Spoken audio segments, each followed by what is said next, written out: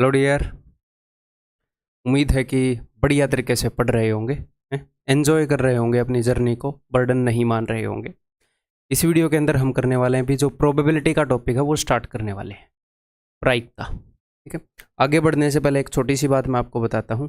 देखो, आपसे आगे भी बहुत सारे लोग हैं, आपसे पीछे भी बहुत सारे लोग हैं। ज़िंदगी में आप अपने आप को जहाँ पर मानते हो, जनरली लोग फाइनेंशियली मानते हैं कि भैया मेरे पास इतने रुपए नहीं है, उतने रुपए होने चाहिए थे। तो उस टर्म में भी मान लो, सक्सेस के टर्म में मान लो, कई चीज़ों में आप मान लो। आप ये देखो, आपके पास फ़ोन है, इंटरनेट है, हैं? ऐसे बतेरे लोग होंगे जिनके पास ठीक है फ़ोन है, इंटरनेट है, उसका उतना बढ़िया उपयोग करना नहीं उनको आता जितना आपको आता है। आप अपनी लाइफ में और आगे ग्रो हो सकते हैं। जैसे जब मैं कॉलेज टाइम पर था तब की अगर मैं आपको बात बताऊं, तो मेरे मम्मी जी जो हैं वो सलवार सीते थे किसी दूसरे बुटीक के लिए। शायद 30 रुपये मिलते थे सलवार सीने के, और कुछ 18 रुपये मिलते थे, पता नहीं उसकी तुरपाई करने गया, पता नहीं 8 रुपये शायद 8 रुपये मिलते थे या 7 रुपये। तो मतलब, और वो पूरी सलवार तो मिलती भी नहीं थी सीने के लिए, उसकी तुरपाई और पाँचे होते हैं नीचे जो पैरों के पास जो सलवार के होते हैं वो बनाने के लिए, मतलब वो रुपए जोड़ जोड़ के कई काम हम करते थे। फादर हैं वो एक्स सर्विसमैन हैं, तो उनकी उस वक्त जब मैं 4,500 या 5,000 के करीब उनकी वो पेंशन थी।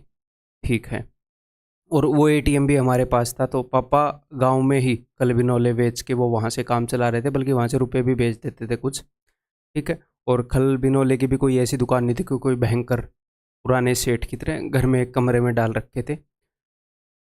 तो तब जो मम्मी जिस मशीन पर सिलाई करती थी, तो मेरे पास एक कुर्सी होती थी, और मैं ये सोचता था यार टेबल नहीं था मेरे पास, तो ऐसे ही बेड के ऊपर बैठ के ऐसे ही कमर को मोड़ के ऐसे ही पढ़ता था। मेरे को शौक था कि यार मेरे पास पढ़ने के लिए टेबल हो।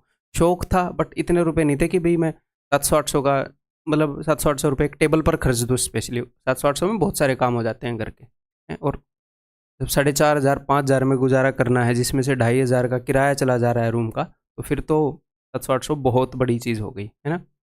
400-500 चाहे 200 का मेले में नहीं लाते थे हम। तो तब वो गांव से मशीन लेकर आए एक बार जब गांव गए, तो उसके बाद से कि भाई यहाँ पर ये काम भी मिल गया है चीनने वाला। तो उस मशीन के ऊपर बैठ के, उसमें गड्ढा होता था, वहाँ पर मैं अपना कार्डबोर्ड रख देता था। पैरों वाली जो मशीन होती है, सिलाई मशीन को उठाओगे तो गड्ढा हो जाएगा। कई बार सिलाई मशीन रखी रहती थी, मैं उसी पर किताब रख के पढ़ लेता था, साइड में जगह होती है। तो मैं ये मानता था कि मेरे पास पढ़ने के लिए टेबल हो गया, मेरे पास किताब है, बढ़िया मौसम है बाहर, यहाँ पर पंखा चल रहा है, और क्या चाहिए, और पेट भरा है, और क्या चाहिए। अगर आपको ज़िंदगी में ग्रो होना है तो और क्या चाहिए, है? तो अगर आप ये चाहते हो कि, मेरे मन में ये हमेशा रहता था कि अपनी पीढ़ी के अंदर मैं वो बंदा बनूंगा जो अपनी पीढ़ी को, मान लो हमारी फैमिली की इनकम ऐसे चल रही है, या फैमिली का स्टेटस ऐसे चल रहा है फाइनेंशियल वाइज या सक्सेस वाइज, तो मैं ये मानता था, ये मान लो मेरे परदादा हो गए, दादा हो गए, पापा हो गए, ऐसे ऊपर से पीढ़ी चली आ रही है। ठीक है, ये अपनी फैमिली की इनकम को दर्शाती है ये वाली लाइन। तो मैं ये मानता था कि मैं ऐसा बंदा बनूंगा कि मैं ऐसे लेकर जाऊंगा, मैं पूरा जंप दूंगा, मैं ऐसा जंप दूंगा कि middle class, lower middle class, जो भी स्टेटस है, मैं इसको मतलब upper class, higher upper class तक लेकर जाऊंगा। मैं नहीं रुकने वाला ज़िंदगी में। इसके बाद वाली पीढ़ियां जो करें वो करें, हैं? मैं यहाँ तक लेकर जाऊंगा, ये मेरी जिम्मेवारी है। तो छोटी सी चीज़ चाहिए है, मैं कहना क्या चाह रहा हूँ, कुछ चीज़ चाहिए है ज़िंदगी में ग्रो होने के लिए। आपके पास मोबाइल है, इंटरनेट है, पढ़ने का मूड बनाओ, आपके परिवार वाले हैं आपका साथ दे रहे हैं। ठीक है, जितने भी लोग साथ दे रहे हैं, कुछ लोग साथ, कई बच्चे ऐसे बोलते हैं मेरे तो वो भी साथ नहीं दे रहे। अरे जो भी साथ दे रहे हैं, तुम तो खुद का साथ दे रहे हो, जो भी है, ग्रो होना है। और हाँ, अब अपने ऊपर बर्डन मत ले लेना कि अरे मुझे ये काम करना है, नहीं। एक दिन में एक दिन का काम कर दो बस। मैं आज भी, कई बार मेरा रूटीन टूटता है, कई बार मैं भी प्रेशराइज्ड फील कर जाता हूँ कि यार इतना सारा कंटेंट जनरेट करना है, ये काम वो काम वो काम, फिर घूम फिर के आज आज के काम पर ध्यान देता हूँ। बस मैं आज का काम ठीक से कर दूं, मैं कल कल का काम ठीक से कर दूंगा, परसों मैं परसों का काम ठीक से कर दूंगा, बस जिंदगी, और खुश रहूंगा आज। क्योंकि आज अगर मैं दुखी रहा आज वाला दिन दोबारा से मेरे पास आएगा नहीं करेक्शन करने के लिए कि ठीक आज खुश हो जा, आज का दिन तो गया, तो आज खुश रहने की कोशिश करूंगा और आज का काम आज कर दूंगा, दैट्स इट। कल की कल देखेंगे, मोटा मोटा अपने दिमाग में प्लान है, कल की कल देखेंगे। ठीक है भाई, तो स्टार्ट कर दें फिर। चलिए, तो भाई जो प्रोबेबिलिटी है और परमुटेशन एंड कम्बिनेशन है, अपने सिलेबस के अंदर प्रोबेबिलिटी लिखा हुआ है, लेकिन प्रोबेबिलिटी के अंदर अब आप देखोगे कई ऐसे क्वेश्चन आएंगे, कई ऐसे क्वेश्चन पूछे जा सकते हैं जिनमें परमुटेशन एंड कम्बिनेशन सीखने की सख्त ज़रूरत है। एक तो पहले ये बोलूँगा, अगर आपने परमुटेशन एंड कम्बिनेशन नहीं सीखा है, चतुर बन रहे हो हैं, तो पहले वो सीख के आ जाओ, ठीक है, नहीं तो दिक्कत होएगी इसमें। ओके, तो ये जो दोनों चैप्टर हैं ये उतने फ्रीक्वेंट चैप्टर नहीं हैं, तो मैं क्या करूँगा, permutation and combination and probability ये दोनों चैप्टर मैं बहुत ही अच्छे से पढ़ाकर, जो अपना टीयर 2 बैच है और जो अपना टीयर 1 बैच है, जो अपना टीयर 1 बैच नहीं होता, वो टीयर 2 बैच तो होता है प्रैक्टिस का बैच, और ये होता है फाउंडेशन बैच, यानी कि इसमें भी टीयर 1 और टीयर 2 दोनों कवर होते हैं, बट इसमें हम पूरे सिलेबस को बहुत फास्ट कवर करते हैं जिसकी ज़रूरत होती है उस वक्त। तो इन दोनों बैचेस के अंदर मैं सेम कंटेंट इनका रखूँगा। ठीक है भाई, चलिए स्टार्ट करते हैं क्योंकि उसी की ज़रूरत है।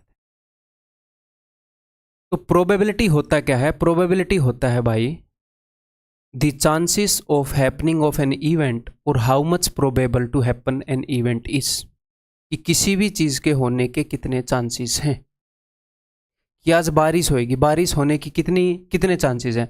मान लो मौसम विभाग बता रहा है कि 30% चांसेस हैं कि आज बारिश होएगी, तो 30% प्रोबेबिलिटी है आज बारिश होने की, सिंपल। तो ये तो परसेंटेज में हो गए चांसेस। अगर इसी चांसेस को मैं फ्रैक्शन में करूं, तो परसेंटेज को फ्रैक्शन में अगर आप कन्वर्ट करोगे तो 100 से डिवाइड करना पड़ेगा, तो यानी कि 3/10 चांसेस हैं, या फिर प्रोबेबिलिटी ऑफ रेनिंग टुडे, आज बारिश होने की जो प्रोबेबिलिटी है, इसको ऐसे रिप्रेजेंट करेंगे, probability of raining today is 3/10। तो जो प्रोबेबिलिटी होती है वो फ्रैक्शन में डिस्प्ले की जाती है, ठीक है, फ्रैक्शन में डिस्प्ले की जाती है। प्रोबेबिलिटी जो चांसेस है हम बताने को हम परसेंटेज में भी बता सकते हैं, बट जनरल प्रैक्टिस ये है कि उसको हम फ्रैक्शन में डिस्प्ले करते हैं। जैसे अगर मैं आपको ये बोलूं कि मान लो मेरे पास एक डाइस है, लूडो खेलते हो, आजकल तो फ़ोन पे खेलने लगे हैं लोग। मेरे पास एक ये डाइस है, आपने ये देखी होगी, तो इसके ऊपर ये नंबर होते हैं, ठीक है। तो प्रोबेबिलिटी क्या है कि जब आप इस डाइस को थ्रो करोगे तो 3 का मल्टीपल ऊपर आए, 3 का जो मल्टीपल है वो नंबर आए जब हम इन डाइस को थ्रो करें। तो जब मैं इस डाइस को थ्रो करूँगा तो क्या क्या नंबर की पॉसिबिलिटी है?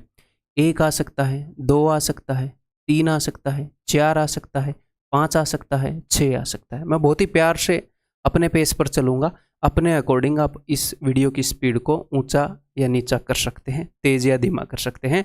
स्किप करने की गलती मत करिएगा, नहीं तो जॉब लेते वक्त एसएससी आपको स्किप कर देगी, ठीक है।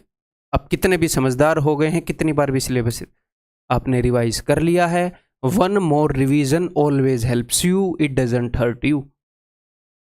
स्किप मत करना, तेज कर लो अपने अकॉर्डिंग, ठीक है भाई, ओके। तो टोटल जो पॉसिबल जो आउटकम हैं, जो टोटल पॉसिबल चीज़ें आ सकती हैं वो 6 हैं। इसमें से हमें कितनी चाहिए? इसमें से हमें चाहिए 3 का मल्टीपल। ये आया तो भी चलेगा, ये आया तो भी चलेगा। तो टोटल 6 में से टोटल 6 चीज़ें हो सकती हैं, 6 आउटकम आ सकते हैं। इनको बोलते हैं आउटकम। आउटकम यानी कि रिजल्ट। आपने डाइस को फेंका, क्या आउटकम आया, क्या रिजल्ट आया? 1 आ गया। डाइस को फेंका, 2 आ गया। तो टोटल 6 आउटकम हैं, उसमें से हमें कितने चाहिए? 2। तो 6 में से हमें चाहिए है जी 2, तो यानी कि 1/3 चांस है, 1/3 प्रोबेबिलिटी है। किस चीज़ की प्रोबेबिलिटी है? इसको हम लिखेंगे probability of getting A multiple of 3, getting a multiple of 3 when throwing A dice, जब एक पासे को फेंकेंगे, ठीक है। तो प्रोबेबिलिटी निकालने का फॉर्मूला क्या हो गया? प्रोबेबिलिटी निकालने का फॉर्मूला हो गया कि नीचे हम लिखेंगे कि भैया टोटल कितने आउटकम है। आपसे एग्जामिनर पूछेगा इस चीज़ की, जब हम डाइस को थ्रो करेंगे तो ये काम हो, बताओ इसके कितने चांसेस हैं। तो आप देखोगे जब हम डाइस फेंकेंगे तो टोटल कितने आउटकम है, एक डाइस फेंकवाए, दो डाइस फेंकवाए, एक डाइस और एक सिक्का फेंकवा ले, टोटल कितने आउटकम है। ठीक है, और हमें कितने चाहिए, उसको ऊपर क्या लिखेंगे, हमें जो आउटकम चाहिए वो कितने हैं, तो उनको हम बोलते हैं फेवरेबल आउटकम। हमारे फेवर में कितने आउटकम हैं। बढ़िया से फॉर्मूला लिख के बताऊंगा, टेंशन मत लो। ठीक है, तो प्रोबेबिलिटी देखने का ये फॉर्मूला है। तो ये फॉर्मूला समझ में आ गया मेरे भाई। तो ये देखो, प्रोबेबिलिटी ऑफ एनी इवेंट, किसी भी इवेंट की, किसी भी काम की प्रोबेबिलिटी क्या है, total number of possible outcomes कितने हैं, और ऊपर क्या आएगा, total number of favourable outcomes. जिस भी इवेंट की वो बात कर रहा है उस इवेंट के फेवर में कितने आउटकम है। हिंदी वालों के लिए भी साथ साथ लेकर चलूंगा, टेंशन मत लो। जहां पर हिंदी लिखने की ज़रूरत होगी लिख दूंगा, जहां पर लिखने की ज़रूरत नहीं है, फ़र्क नहीं पड़ता, बोल के बता दूंगा। ठीक है, ओके जी। प्रोबेबिलिटी किसी भी इवेंट की क्या होएगी, नीचे होगी कुल संभव परिणामों की संख्या और ऊपर अनुकूल परिणामों की संख्या। हमें जो इवेंट करवाना है, हमें जो काम करवाना है, उस काम के अनुकूल कितने परिणाम हैं और कुल संभव कितने परिणाम हैं, टोटल कितने आउटकम हैं। ठीक है भाई, सिंपल है, स्कूल में हमने सीखा है। नेक्स्ट, तो एक स्टूडेंट बोल रहा था कि सर ब्लैक स्क्रीन करना, तो मैंने ब्लैक स्क्रीन कर दी है। इस क्वेश्चन में मैं बिकॉज क्या ये गलत है भाई, रुको एक बार। इसने मेरे से पूछा नहीं कि इंक को रखूं या ना रखूं।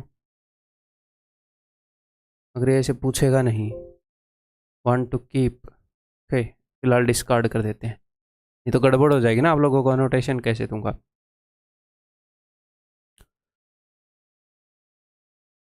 जहाँ पर भी मैं ये ऐसे काम करूँगा आपको, फिर मैं रंगीन रखूँगा माहौल को। ठीक है, तो सबसे पहला क्वेश्चन भाई, what is the probability of getting a number not greater than 4 when A dice is rolled. तो मैं आपको डाइस दिखा देता हूँ, ये है भाई डाइस जिसकी बात कर रहा था, आपने देखी होगी लूडो में। ठीक है, जब भी लूडो की बात आए मेरे को याद आ जाती है बचपन में जब गर्मी की छुट्टियाँ होती थी, तो जो बुआ हैं वो आती थी हैं और जम के लूडो खेलते थे। लूडो एक अनार 100 बीमार होता था, लूडो एक होती थी, खेलने वाले होते थे 10-12, तो जो 4 खेल रहे हैं एक कोने में, 3-3 बच्चे की, हम तीनों इस साइड हैं, हम तीनों इस साइड हैं, ऐसे खेलते थे। मेरा नंबर कम ही पड़ता था। फिर एक बार मेरे को 5 रुपये मिल गए, कहीं पर गिरे, मतलब उनको काई लगी हुई थी, कहीं नहर पे नहाने के लिए जा रहे थे, वहाँ पे मेरे को 5 रुपये मिल गए। फिर मैंने देखा कि पहचान में भी नहीं आ रहे थे कि 5 रुपये हैं, उसको रगड़ के धोया, 5 रुपये निकले, डाउट तो हो गया था कि 5 रुपये। फिर मैं लूडो लाया, फिर मैं, अब जिसकी लूडो है उसको तो कोई हटा नहीं सकता, फिर मैं हमेशा खेलता था। 5 की लूडो आती थी तब, एक तरफ लूडो एक तरफ सांप सीढ़ी। चलिए जी, what is the probability of getting a number not greater than 4। तो हम यहाँ पर क्या करेंगे, टोटल नंबर ऑफ आउटकम। जब आप एक लूडो को फेंक रहे हैं तो टोटल आउटकम कितने हैं, 6। ठीक है, what is the probability of getting a number not greater than 4। तो उसने क्या बोला है, 4 से बड़ा नहीं होना चाहिए। तो यहाँ पर कई बच्चे क्या गलती करेंगे, 4 से छोटा ले लेंगे, ऐसा नहीं करना। उसने बोला है कि 4 से बड़ा नहीं होना चाहिए, नॉट ग्रेटर देन 4।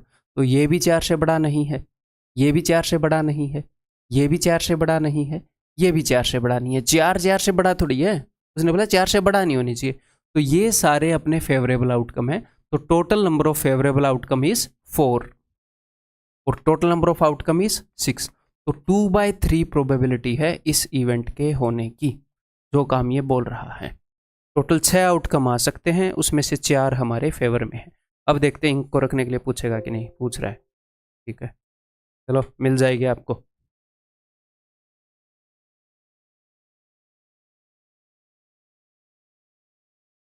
देखो भाई, करो एक question. A dice is throne, what is the probability that the number shown on the dice is divisible. हम पहले आसान आसान क्वेश्चन करेंगे, धीरे धीरे अपना कंसेप्ट बनाएंगे, फिर हर तरह के क्वेश्चन करवा दूंगा, हर लेवल के क्वेश्चन करवा दूंगा। पिछले साल मेंस में आए जो प्रोबेबिलिटी के क्वेश्चन है वो भी इंक्लूड कर रखे हैं सारे हैं, और बाद में प्रैक्टिस भी कर लेंगे, तसल्ली से काम को करेंगे, अंजाम देंगे। ठीक, what is the probability that the number shown on the dice is divisible by 3। ये तो हमने किया है। तो टोटल नंबर ऑफ आउटकम कितने हैं एक डाइस पर, टोटल नंबर ऑफ आउटकम है भाई साहब 6, और 3 के मल्टीपल कितने हैं जो हमारे फेवर में है? 3 के मल्टीपल हैं ये 2। तो इस काम की प्रोबेबिलिटी है 1/3, 33.33% चांसेस हैं कि जब हम डाइस को थ्रो करेंगे तो 3 का मल्टीपल आएगा। ठीक है, next, a letter is randomly taken from English alphabets. जो अंग्रेजी वर्णमाला है, इंग्लिश अल्फाबेट ABCD, जिनको बोलते हैं ABCD आती है क्या तुम्हें? ABCD, ए से लेकर Z तक, उनमें से एक लेटर लिया गया है। What is the probability that the letter selected is not a vowel? कि लेटर जो है वो वोवल नहीं है, इसकी क्या प्रोबेबिलिटी है? तो भैया इंग्लिश अल्फाबेट्स के अंदर A to Z के अंदर 5 तो वोवल होते हैं, टोटल 26 होते हैं, और 21 होते हैं कॉन्सोनेंट। ये है स्वर, ये है व्यंजन। तो उसने क्या बोला है, क्या प्रोबेबिलिटी है ताकि नॉट ए वोवल? तो हमारा जो इवेंट है वो क्या है, हमें क्या करना है, हमें वोवल नहीं चाहिए, यानी कि यहां से कुछ भी आ जाए। हम एक लेटर पिक कर रहे हैं, तो टोटल आउटकम है 26, टोटल 26 ABCD रखी हैं। तो जब हम किसी एक वर्ड को चूज करेंगे तो उन 26 में से कुछ भी चूज कर सकते हैं, टोटल आउटकम है 26।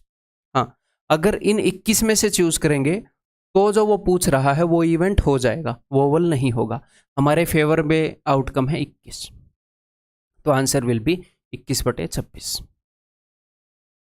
ठीक है, बहुत ही आसान है ये क्वेश्चन, मुझे पता है, बहुत ही प्यार से आसान आराम आराम से पढ़ा रहा हूं, अपने अकॉर्डिंग स्पीड को एडजस्ट कर लेना।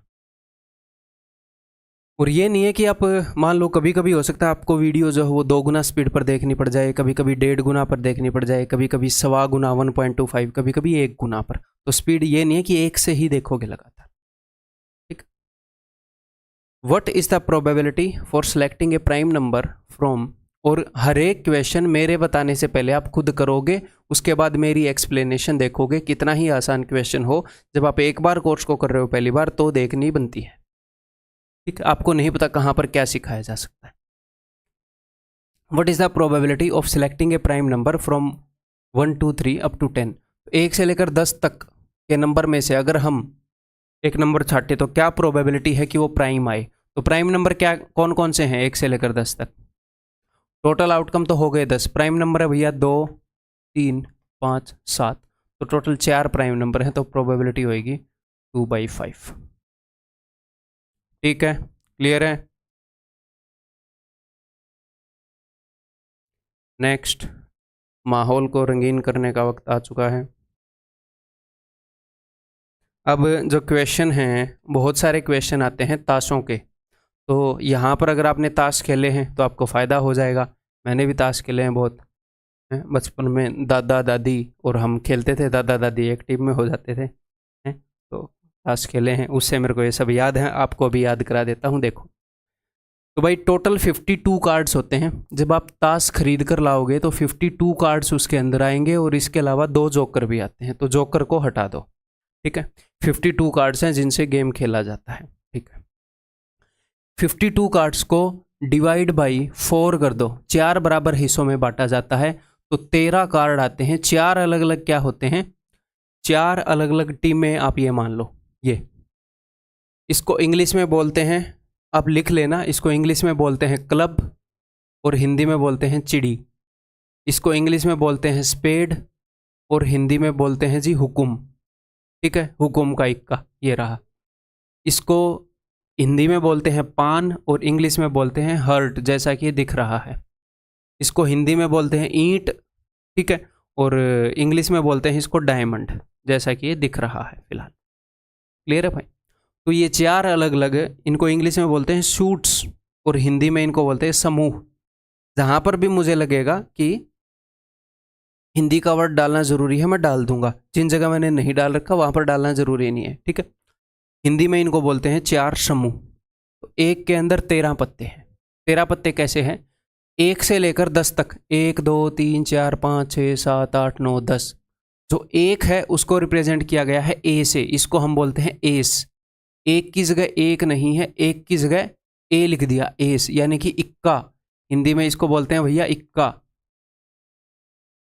फिर ये दुग्गी तिग्गी चुग्गी पंजी। ठीक है, तो 2 से लेकर 10 तक नंबर होते हैं। फिर जो 11वां नंबर है, 11वें नंबर की जगह जे लिख दिया इन्होंने, ठीक है। जे का मतलब है जैक, और हिंदी वाले लिख लो गुलाम, गोला बोलते हैं, गुलाम, गोला, ठीक है। पेपर में गुलाम यूज होएगा, ठीक है। क्यू का मतलब है क्वीन, पेपर में हिंदी में बेगम यूज होएगा, बेगम भी बोलते हैं हरियाणा में, बेगम। और के का मतलब है किंग, हिंदी में बादशाह यूज होएगा, ठीक है। जो भी मैं वर्ड बोलूंगा वो मैं बोलूंगा जो आपके एग्जाम में यूज होएगा, ठीक है। हिंदी में क्वीन को ऐसे रानी बोलते हैं, रानी यूज नहीं होगा, बेगम यूज होएगा, ठीक है। यहाँ पर बादशाह यूज होएगा। तो ये शूट्स हैं, अलग अलग समूह है हिंदी में। कलर्स, दो तरह के रंग होते हैं, एक तो ये लाल रंग के पत्ते होते हैं, एक काले रंग के पत्ते होते हैं, इनको बोलते हैं कलर्स, रंग। फेस कार्ड्स, फेस कार्ड्स उन कार्ड्स को बोलते हैं, हिंदी में भी इनको फेस कार्ड बोलते हैं, ठीक है। ऐसे ऐसे लिखा हुआ होता है फेस कार्ड्स, ठीक है। तो फेस कार्ड होते हैं जिनके ऊपर मुंह बना हुआ होता है, जैसे ये मुंह बना हुआ है इनके ऊपर, ये देखो। तो ये 3 फेस कार्ड हैं, ईंट के, डायमंड के, ये 3 उसके, तो टोटल कितने हो जाएंगे? 3 अगर एक उसमें है तो 3 चौके 12, 12 फेस कार्ड हो गए। तो क्या सर हमें ये रटना है? ये रटना नहीं है, ये समझ में आ जाना चाहिए, ठीक है। मोस्ट प्रोबेबली तो आपने ताश खेले ही होंगे। लाइट चली गई भाई, चलो ठीक है। नेक्स्ट है जी नंबर्ड कार्ड्स। तो नंबर्ड कार्ड है मेरे भाई 2 से लेकर 10 तक, ये जिनके ऊपर नंबर लिखे हुए हैं, ठीक, जिनके ऊपर नंबर, इन नंबर के अलावा लिखे हुए हैं अल्फ़ाबेट। देखो ए भी अल्फ़ाबेट है, जे भी अल्फ़ाबेट है, क्यू भी अल्फ़ाबेट है, के भी अल्फ़ाबेट है, तो इनको बोलते हैं हम नंबर्ड कार्ड्स, ठीक है। इनको बोलते हैं हम फेस कार्ड। ये फेस कार्ड नहीं होता, इसके ऊपर फेस नहीं बना हुआ है, कई बार बच्चे कंफ्यूज होते हैं। देन है जी ओनर कार्ड। अब ओनर का क्या मतलब है, इसको कैसे याद करोगे? ओनर का मतलब है इज्जत, हमको चाहिए फुल इज्जत, ठीक है। तो ओनर, ओनर कार्ड्स उनको मान लो, मैंने कैसे रट रखा है इसे, या फिर कैसे याद रख रखा है कि जिनको, जिनके आने से हमें मज़ा आता है, जिनकी इज्जत है। पता किन किन कार्ड्स की इज्जत है? सबसे ज़्यादा इज्जत है इक्के की, सबसे बड़ा होता है। देखो ये है सबसे छोटा, बट इक्के को सबसे बड़ा माना जाता है, बादशाह से बड़ा इक्का।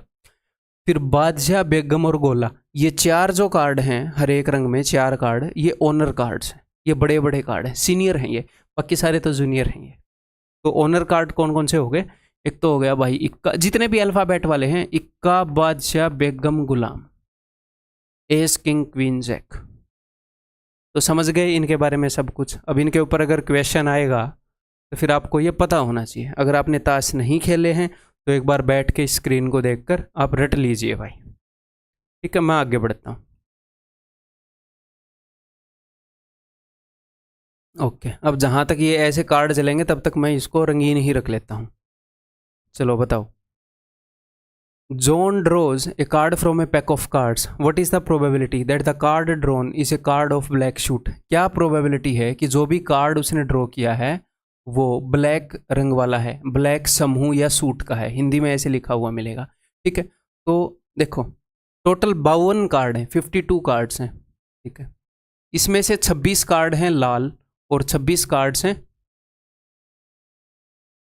ब्लैक, ठीक है। तो ये जो 26 ब्लैक कार्ड हैं, इसमें से 26 कार्ड हैं भाई हुकुम के, और 26 कार्ड हैं चिड़ी के। और ये जो लाल 26 कहाँ यार, 26 को आधा कर दो, 13 कार्ड इसके हैं, 13 कार्ड इसके हैं। और ये जो 26 कार्ड हैं, इसमें से 26 कार्ड हैं पान के, वैसे उल्टा बना दिया मैंने, दिल ऐसे नहीं होता। ये 26 कार्ड हैं पान के और 26 कार्ड हैं ईंट, सॉरी 13 कार्ड हैं, 26 चढ़ गया मेरे जुबान पर।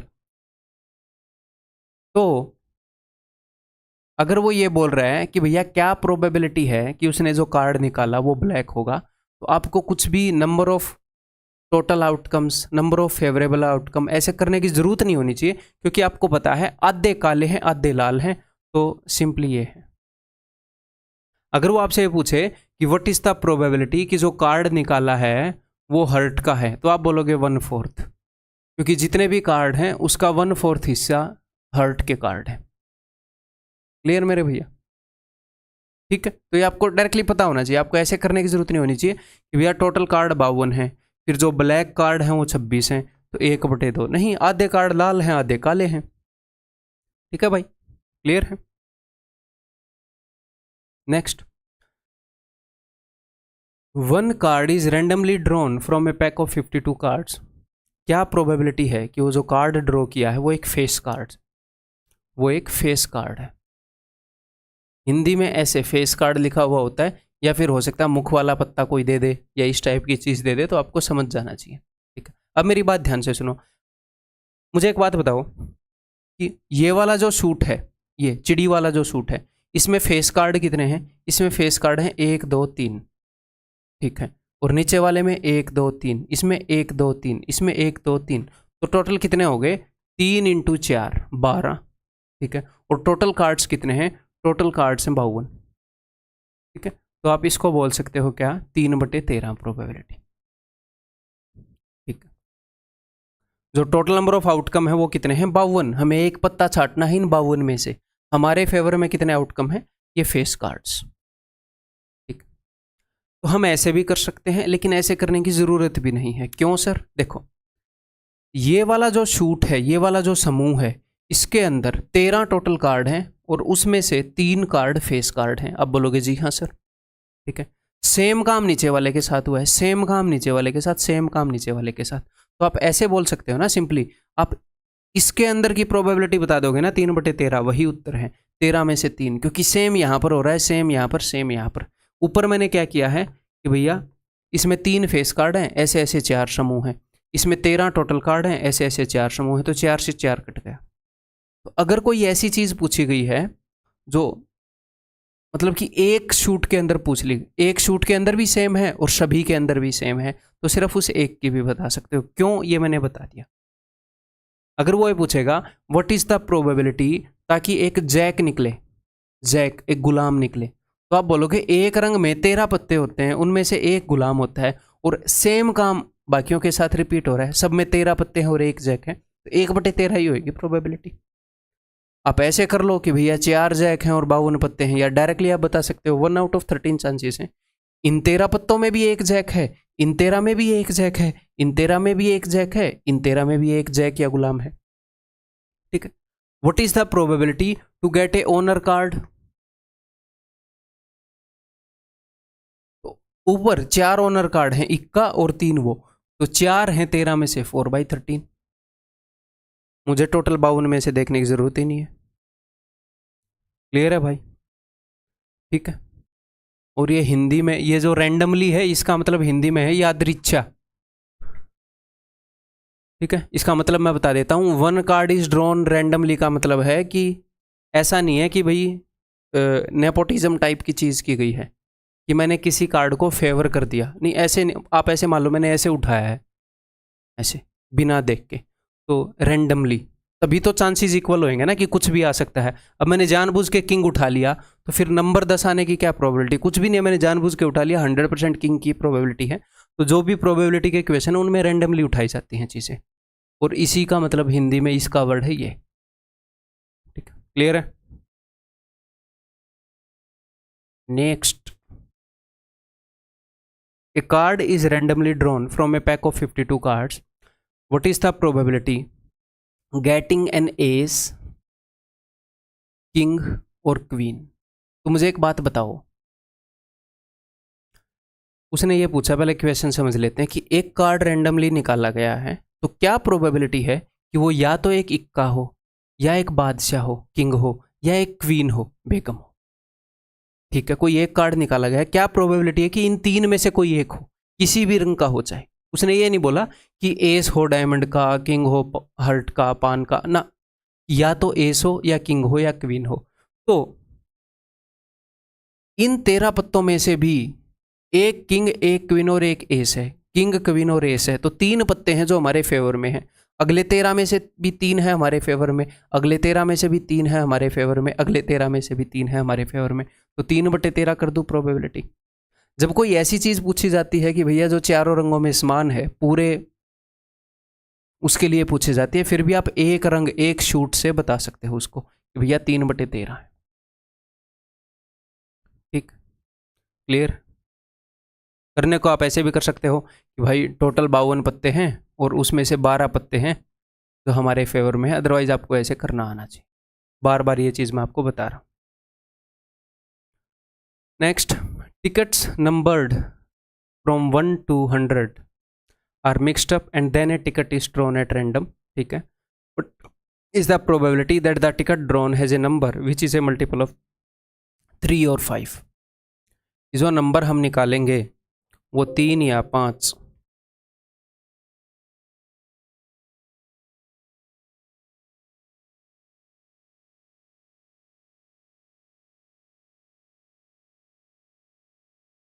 का मल्टीपल हो। तो यहाँ पर टोटल आउटकम कितने हैं भैया? प्रोबेबिलिटी देखनी है कि 3 या 5 का मल्टीपल हो, तो टोटल आउटकम है 100। 1 से लेकर 100 नंबर लिख रखे हैं टिकट्स के ऊपर, तो टोटल उनमें से कोई भी एक टिकट आ सकती है, ठीक है जी। टोटल 100 आउटकम है, 1 आ सकता है, 2 आ सकता है, 100 आ सकता है, कुछ भी आ सकता है, ठीक है। हमारे फेवर में कितने हैं, तो मैं ये देखूंगा कि 1 से लेकर 100 तक ऐसे कितने नंबर है जो 3 और 5 के मल्टीपल हैं। तो यहाँ पर सेट थ्योरी की नॉलेज आपको काम आएगी। कई ऐसे नंबर होंगे जो 3 के मल्टीपल होंगे, उनको मैंने इस सर्कल में रख दिया। कई ऐसे नंबर होंगे जो 5 के मल्टीपल होंगे, उनको मैंने इस सर्कल में रख दिया। और कई ऐसे नंबर होंगे जो 3 और 5 दोनों के मल्टीपल होंगे, तो वो होता है 3 और 5 का एलसीएम। इनका मल्टीपल नहीं लेना होता। कई बार यहाँ पर आ जाएगा 9 और 6, तो 9 6 54 मत ले लेना। 3 और 5 का एलसीएम जो कि होएगा 15, यानी कि 15 के मल्टीपल होंगे। जो 15 के मल्टीपल होंगे वो इन दोनों नंबर के मल्टीपल होंगे, ठीक है। लाइट आ गई है, गर्मी लगने लग गई थी।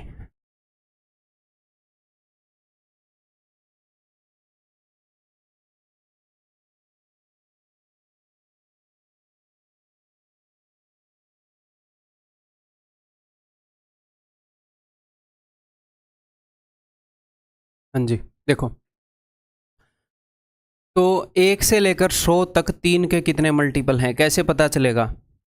100 को डिवाइड करोगे 3 से, 33 पॉइंट समथिंग आएगा, 33.1/3। तो टोटल 33 मल्टीपल हैं 1 से लेकर 100 तक 3 के। तो इस सर्कल के अंदर टोटल 33 नंबर आएंगे इस सर्कल के अंदर, ठीक है। अब यहाँ पर कितने आएंगे वो देख लेते हैं। 15 के कितने मल्टीपल हैं? 15 से डिवाइड करोगे 100 को, तो 15 छिके 90। ये मन मन में कर सकते हो आप, ऐसे करने की जरूरत नहीं है। तो 6 ऐसे नंबर हैं जो 3 के भी मल्टीपल है, 5 के भी मल्टीपल हैं। तो 33 इस पूरे सर्कल में आने थे 33, उसमें से 6 यहाँ पर आ गए 6, तो 33 - 6 27, ठीक है। 27 ऐसे नंबर हैं जो 3 के मल्टीपल हैं पर 5 के नहीं है, सिर्फ इकलौते 3 के मल्टीपल हैं। जो इस रीजन में आ रहे हैं वो ओनली 3 के मल्टीपल हैं। जो यहाँ पर आ गए वो दोनों के मल्टीपल हैं, ठीक है। 5 के कितने मल्टीपल हैं भैया? 5 के देख लेते हैं। अगर 100 को डिवाइड करोगे 20 पर जाएगा, 5 × 20 100। तो 20 ऐसे नंबर हैं जो 5 के मल्टीपल हैं। उस 20 में से 6 जो हैं वो 3 के भी मल्टीपल है। 20 में से 6 गए, 14 ऐसे नंबर हैं जो सिर्फ 5 के मल्टीपल हैं, ठीक है। तो बताओ टोटल कितने नंबर हो गए? 14 और 6 20, 20 और 27 47। तो टोटल 47 ऐसे नंबर हैं जो 3 या फिर 5 या दोनों के मल्टीपल है। 3 और 5 का क्या मतलब है कि या तो 3 का मल्टीपल हो, या 5 का मल्टीपल हो, या दोनों का मल्टीपल हो। 3 या 5 किसी भी एक का मल्टीपल हुआ तो भी चल जाएगा। कई बार बच्चों को ये लगता है कि 3 या 5 के मल्टीपल हो, दोनों के ना हो। नहीं, सुनो, इस स्टेटमेंट का मतलब है कि 3 या 5 किसी का भी मल्टीपल हो तो भी चल जाएगा। मान लो मैं ऐसे बोलूं कि मैं ऐसे बंदे को दोस्त बनाऊंगा जिसके पास या तो गाड़ी हो या बाइक हो, ताकि मेरे को ऑफिस ले जाने में मदद कर दे। अब किसी के पास दोनों है तो मैं ये बोलूंगा नहीं, इसको नहीं बनाऊंगा, इसके पास तो दोनों है। मैंने तो ये बोला था किसी के पास एक है उसी को ना, दोनों हो तो और बढ़िया, कभी कभी गाड़ी में बैठ के चले जाएंगे उसके साथ, ठीक है। तो ये है 3 और 5 के मल्टीपल, ठीक है। तो टोटल हमारे फेवर में जो आउटकम है भैया वो है 47। तो प्रोबेबिलिटी हो जाएगी 47/100, दैट इज ऑप्शन सी। अगर उसने आपसे ये पूछना है कि ऐसे नंबर जो सिर्फ 3 और 5 के मल्टीपल है बट नॉट ऑफ बोथ, तो वो लिखेगा numbers which are multiple of 3 और 5 बट नॉट ऑफ बोथ, ऐसे लिखता है। तो फिर हमें 27 और 14 ही लेने हैं, ठीक है। या फिर ऐसे बोलेगा, अगर उसको सिर्फ ये 27 नंबर चाहिए तो ऐसे बोलेगा numbers which are multiple of 3 but not multiple of 5। तो यही है, 3 के मल्टीपल हैं, यानी कि 3 वाले सर्कल में है, बट 5 के नहीं होने चाहिए। जो 3 के तो मल्टीपल को क्या बोलेंगे? गुणज, है ना। जो 3 के तो गुणज हैं पर 5 के नहीं हैं। Numbers which are multiple of both 3 and 5 तो 6, which are multiple of 5 but not multiple of 3 14। ठीक, क्लियर है भाई। Next, one ball is picked up randomly from a bag containing 8 yellow, 7 blue and 6 black balls. What is the probability that it is neither yellow nor black? तो ये बोल रहा है कि एक बॉल हमने पिक करी है, वो ना तो येलो हो ना ब्लैक हो। ठीक है, अपने पास क्या है, अपने पास 8 येलो बॉल हैं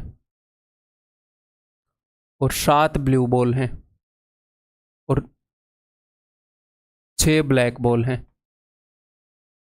तो उसने बोला है मैंने एक बॉल उठाई, वो ना तो येलो हो ना ब्लैक हो, ना येलो हो ना ब्लैक हो, तो मेरे फेवर में कितने आउटकम है, यही है, मैं यहीं से उठा सकता हूँ और कहाँ से उठाऊंगा बताओ। ना तो येलो होनी चाहिए ना ब्लैक, तो नंबर ऑफ फेवरेबल आउटकम जो हमारे फेवर में हैं वो है 7 जो हमें चाहिए, और टोटल है 8 और 7 15 और 6 21, तो 7/21 दैट इज इक्वल टू 1/3, तो उत्तर is equal to option D. ठीक, क्लियर है। नेक्स्ट,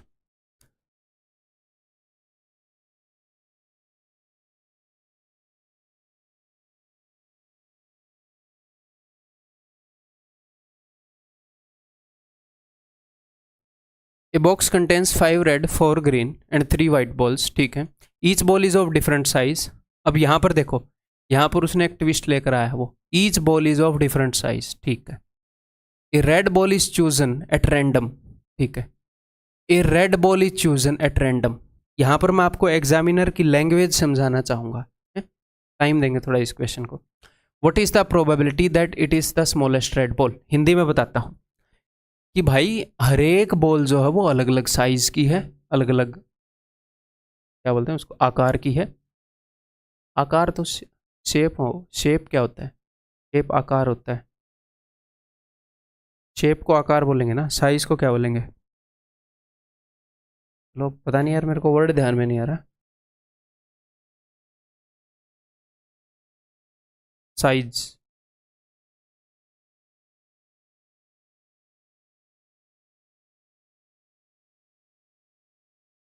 छोड़ो। तो एक लाल बॉल चूज की गई है, उसने ये नहीं बोला, देखना यहां पर उसने क्या बोला था, 1 ball is picked up randomly. एक बॉल रैंडमली पिक करी गई है, कहां से पिक करी गई है, 8 येलो 7 ब्लैक 7 ब्लू और 6 ब्लैक से।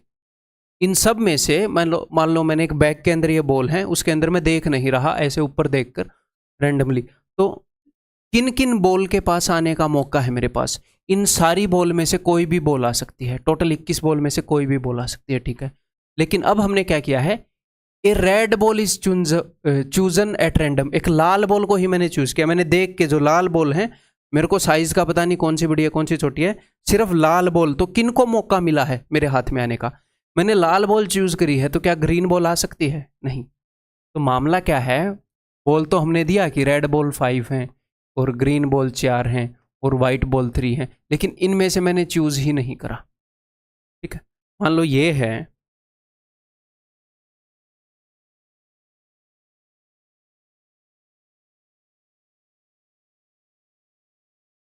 मान लो ये है मामला, तो मैं कर क्या रहा हूं, मैं इनमें से चूज ही नहीं कर रहा, इनमें से मैं चूज ही यहां से कर रहा हूं, ये रेड बॉल इज चूजन, तो टोटल आउटकम कितने हो गए, टोटल आउटकम हो गए जी 5, 1 2 3 4 5, इनमें से चूज की, और सारी बॉल अलग अलग साइज की हैं। तो हमारे फेवर में कौन सी बॉल है, हमारे फेवर में बॉल है जो सबसे छोटी है। सबसे छोटी बॉल इनमें से कितनी होगी, एक ही बॉल होगी, सबसे छोटी एक ही होगी, सबसे बड़ी एक ही होगी। तो एक ball, number of favourable outcome क्या है, एक, अगर वो सबसे छोटी बॉल मान लो यही है, अगर ये आई तो हमारा काम बन जाएगा, अदरवाइज नहीं बनेगा। तो हमारे फेवर में है इस बॉल का छाटे जाना, और टोटल जो बॉल है वो ये है 5, जिनमें से हम सिलेक्ट कर रहे हैं, तो उत्तर 1/5 होगा। तो लैंग्वेज से ऐसे खेल सकता है वो। ठीक, क्लियर है। यहाँ पर बच्चे पता नहीं कुछ तो ऐसा उत्तर देते कि 5 लाल बॉल हैं, 5 और 4 9 और 3 12, 5/12 है, ऑप्शन में दे देगा बंदा आपको। ठीक है, या फिर बच्चे ये करते कि भैया क्या बोलते हैं, सबसे छोटी बॉल एक ही है लाल, लेकिन सेलेक्ट हुई है 12 में से, तो ये भी वो उत्तर में दे देगा आपको।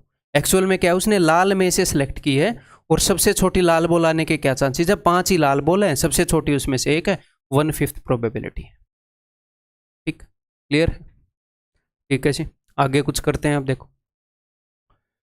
कुछ इंपॉर्टेंट टर्म्स मैं आपको यहां पर बताना चाहूंगा। श्योर या फिर सर्टेन इवेंट क्या होते हैं?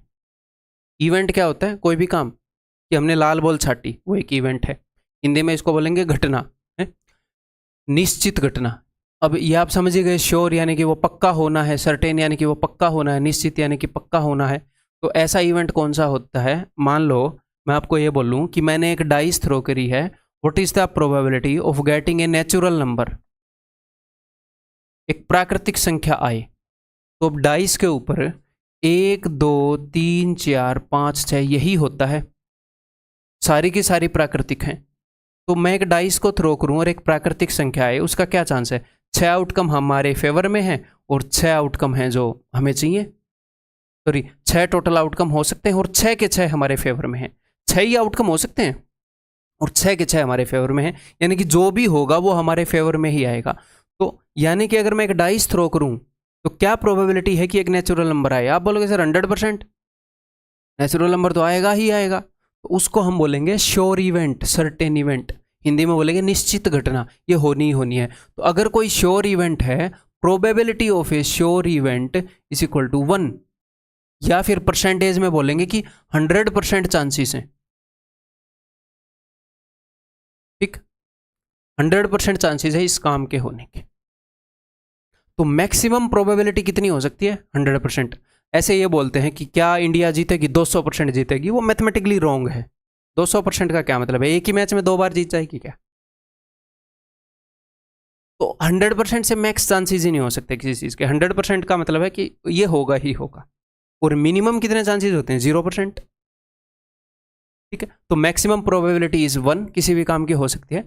अब कुछ इवेंट होते हैं इम्पॉसिबल इवेंट। मैंने एक डाइस थ्रो की, यहां पर लिख लेते हैं, ऑन थ्रोइंग ए डाइस, मैंने एक डाइस थ्रो करी, what is the probability of getting an irrational number? अपरिमेय संख्या के आने के क्या चांसेस होंगे? टोटल आउटकम है 6 और एक भी इरेशनल नहीं है इनमें से, तो 0, इरेशनल नंबर आ ही नहीं सकता। ठीक है, तो इसको हम बोलेंगे इम्पॉसिबल इवेंट, असंभव घटना। तो प्रोबेबिलिटी ऑफ ए असंभव घटना इज इक्वल टू 0। मिनिमम जो प्रोबेबिलिटी है वो 0 हो सकती है। तो कोई भी इवेंट हो, कोई भी इवेंट हो, उसकी प्रोबेबिलिटी, क्योंकि मिनिमम प्रोबेबिलिटी हो सकती है भैया 0 और मैक्सिमम हो सकती है 1।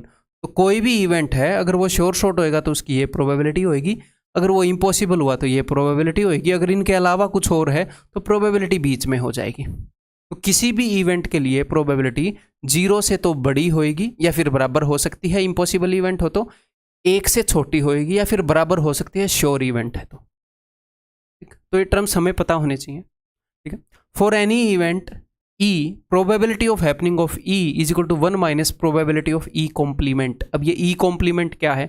E का पूरक क्या है? Where E and E dash are complementary events, पूरक घटनाएं। ये क्या है ये मैं आपको बता देता हूं।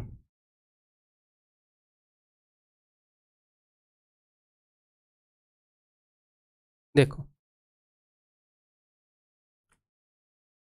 मान लो मैं बोलूंगा ऑन थ्रोइंग ए डाइस, एक डाइस को हमने फेंका, इवेंट ए है, इवेंट ए का मतलब है getting A, getting an even number. अगर मैं डाइस को थ्रो करूं तो एक इवन नंबर आए, और इवेंट बी है गेटिंग एन ओड नंबर, एक ओड नंबर आए।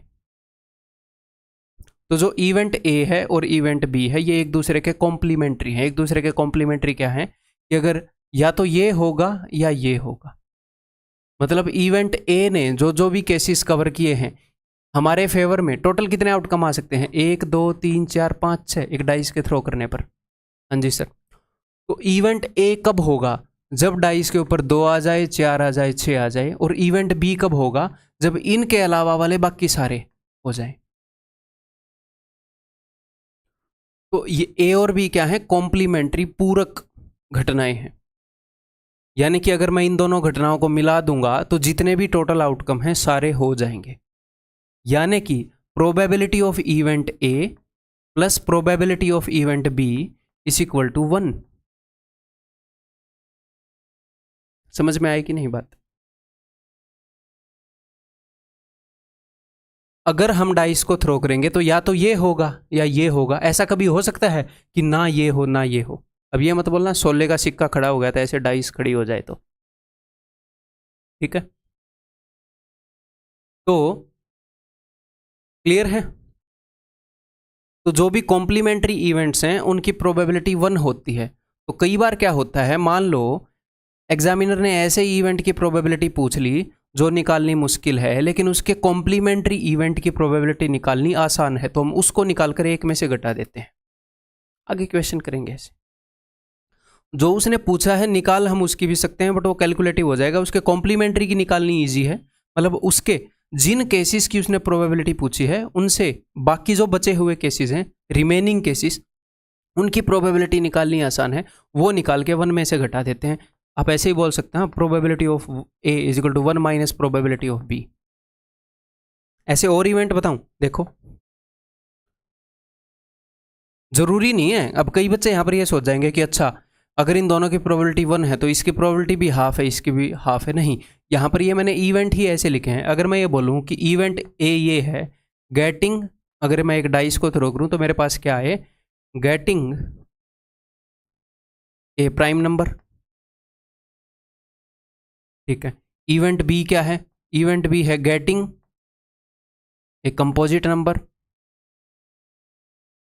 और इवेंट सी क्या है, इवेंट सी है getting a number less than 2। ठीक है, तो गेटिंग ए प्राइम नंबर क्या क्या मतलब हमारे फेवर में कौन कौन से इवेंट हैं, प्राइम नंबर 2, 3 और 5। गेटिंग ए कंपोजिट नंबर, क्या एक एक कंपोजिट नंबर है? नहीं, ना प्राइम है ना कंपोजिट है। तो इवेंट सी के फेवर में क्या क्या आउटकम है, एक डाइस के ऊपर एक आएगा तभी लेस देन 2 होगा। मैंने लेस देन इक्वल टू 2 नहीं बोला। और कंपोजिट नंबर क्या है, 1, 2, 3, 4 और 6 कंपोजिट नंबर हैं। तो ये तीनों भी एक दूसरे के, अब ये 3 इवेंट एक दूसरे के कॉम्प्लीमेंट्री नहीं होते, बट यहाँ पर एक दूसरी चीज़ समझ लो कि probability of A plus probability of B plus probability of C is equal to 1। ठीक, इन इवेंट्स को क्या बोलते हैं, इन इवेंट्स को बोलते हैं एग्जॉस्टिव इवेंट। उसका क्या मतलब है कि इन्होंने सारी पॉसिबिलिटी को एग्जॉस्ट कर दिया, वो बाद में आगे हम समझेंगे ये इवेंट्स। यहां पर आप ऐसे कर सकते थे कि गेटिंग ए कंपोजिट नंबर और getting a number which is not composite. तो मैं कहना क्या चाह रहा हूं, जरूरी नहीं है कि कॉम्प्लीमेंट्री इवेंट से उनकी प्रोबेबिलिटी हाफ हो। मैं ऐसे बोल सकता हूं कि इवेंट ए है getting a number less than 2, और यहां पर हो गया event B getting a number greater than equal to 2। तो यहां पर तो एक ही चीज है हमारे फेवर में, एक ही आउटकम है 1, और यहां पर आउटकम है 5। तो ये भी कॉम्प्लीमेंट्री इवेंट है, ये भी कॉम्प्लीमेंट्री इवेंट है।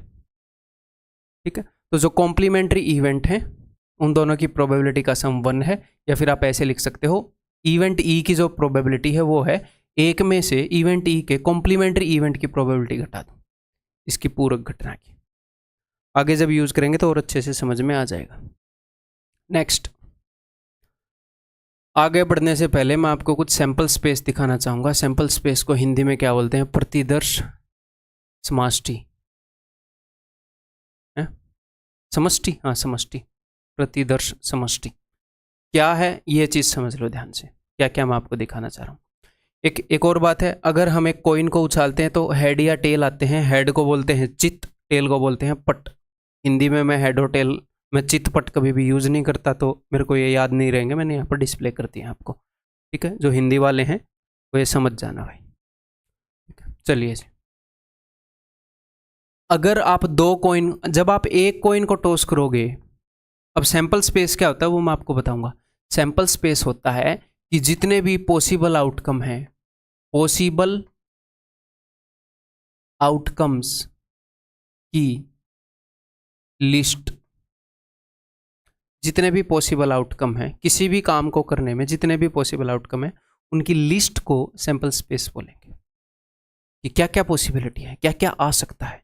अच्छा ये सब आ सकता है तो ये सैंपल स्पेस, सिंपल। ठीक है, अगर मैं कॉइन थ्रो करता हूं तो या तो हेड आ सकता है या टेल आ सकता है, तो ये हो गया सैंपल स्पेस। अगर मैं एक डाइस थ्रो करता हूं तो या तो 1 आएगा या 2 आएगा या 3 आएगा या 4 आएगा या 5 आएगा या 6 आएगा, ये हो गया सैंपल स्पेस। ठीक है, टोटली ये 6 आउटकम आ सकते हैं। अगर हम 2 कॉइन को टॉस करें, 2 कॉइन उछाल दिए मैंने, या फिर एक कॉइन को 2 बार उछाल लो, एक बार उछाल लिया जो भी आया वो नोट किया, दोबारा उछाला जो भी आया वो नोट किया, तो 2 कॉइन को साथ उछाल लो। कुछ क्वेश्चन में एक कॉइन को 2 बार उछाल लेगा, एक ही बात है। तो देखो, तो हो सकता है ना हम यहाँ पर 2 कॉइन मान लेते हैं कि पहले पर भी हेड आया, दूसरे पर भी हेड आया, पहले पर हेड आया, दूसरे पर टेल आया, पहले पर टेल आया, दूसरे पर हेड आया, और दोनों पर टेल आया, ऐसा हो सकता है। तो टोटल ये 4 आउटकम पॉसिबल है। आपको ये सैंपल स्पेस लिखना आना चाहिए। हम हर एक क्वेश्चन को सैंपल स्पेस लिखकर नहीं करेंगे, लेकिन कुछ क्वेश्चन में सैंपल स्पेस दिमाग में होना ईजी कर देता है काम को, और मैं और तरीके भी आपको बताऊंगा। ठीक है, अगर हम 3 कॉइन टॉस करें तो देखो तीनों पर हेड आ सकता है। सैंपल स्पेस लिखते कैसे हैं वही मैं बता देता हूँ।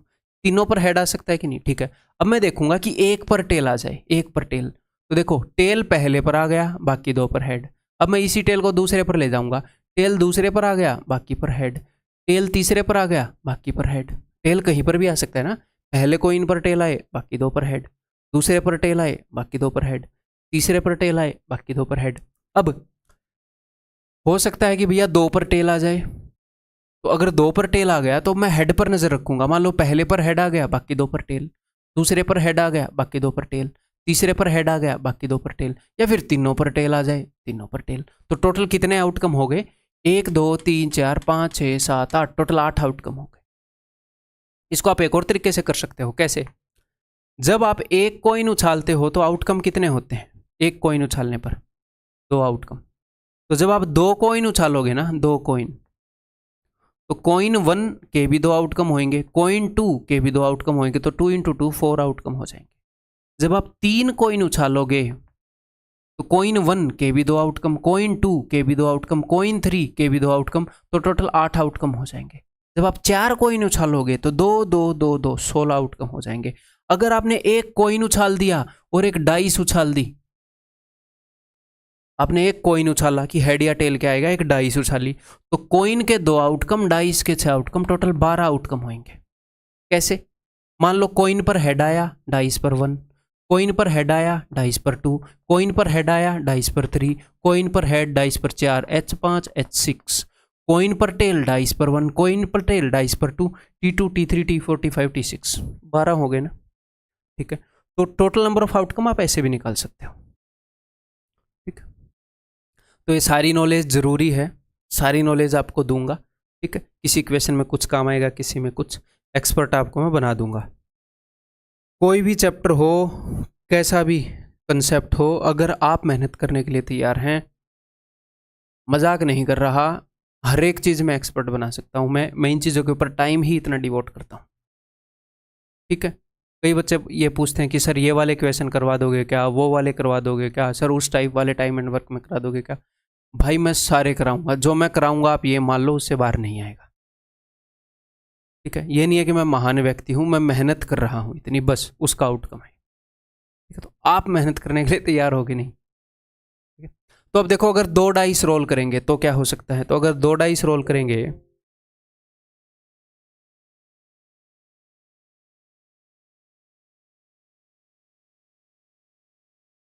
तो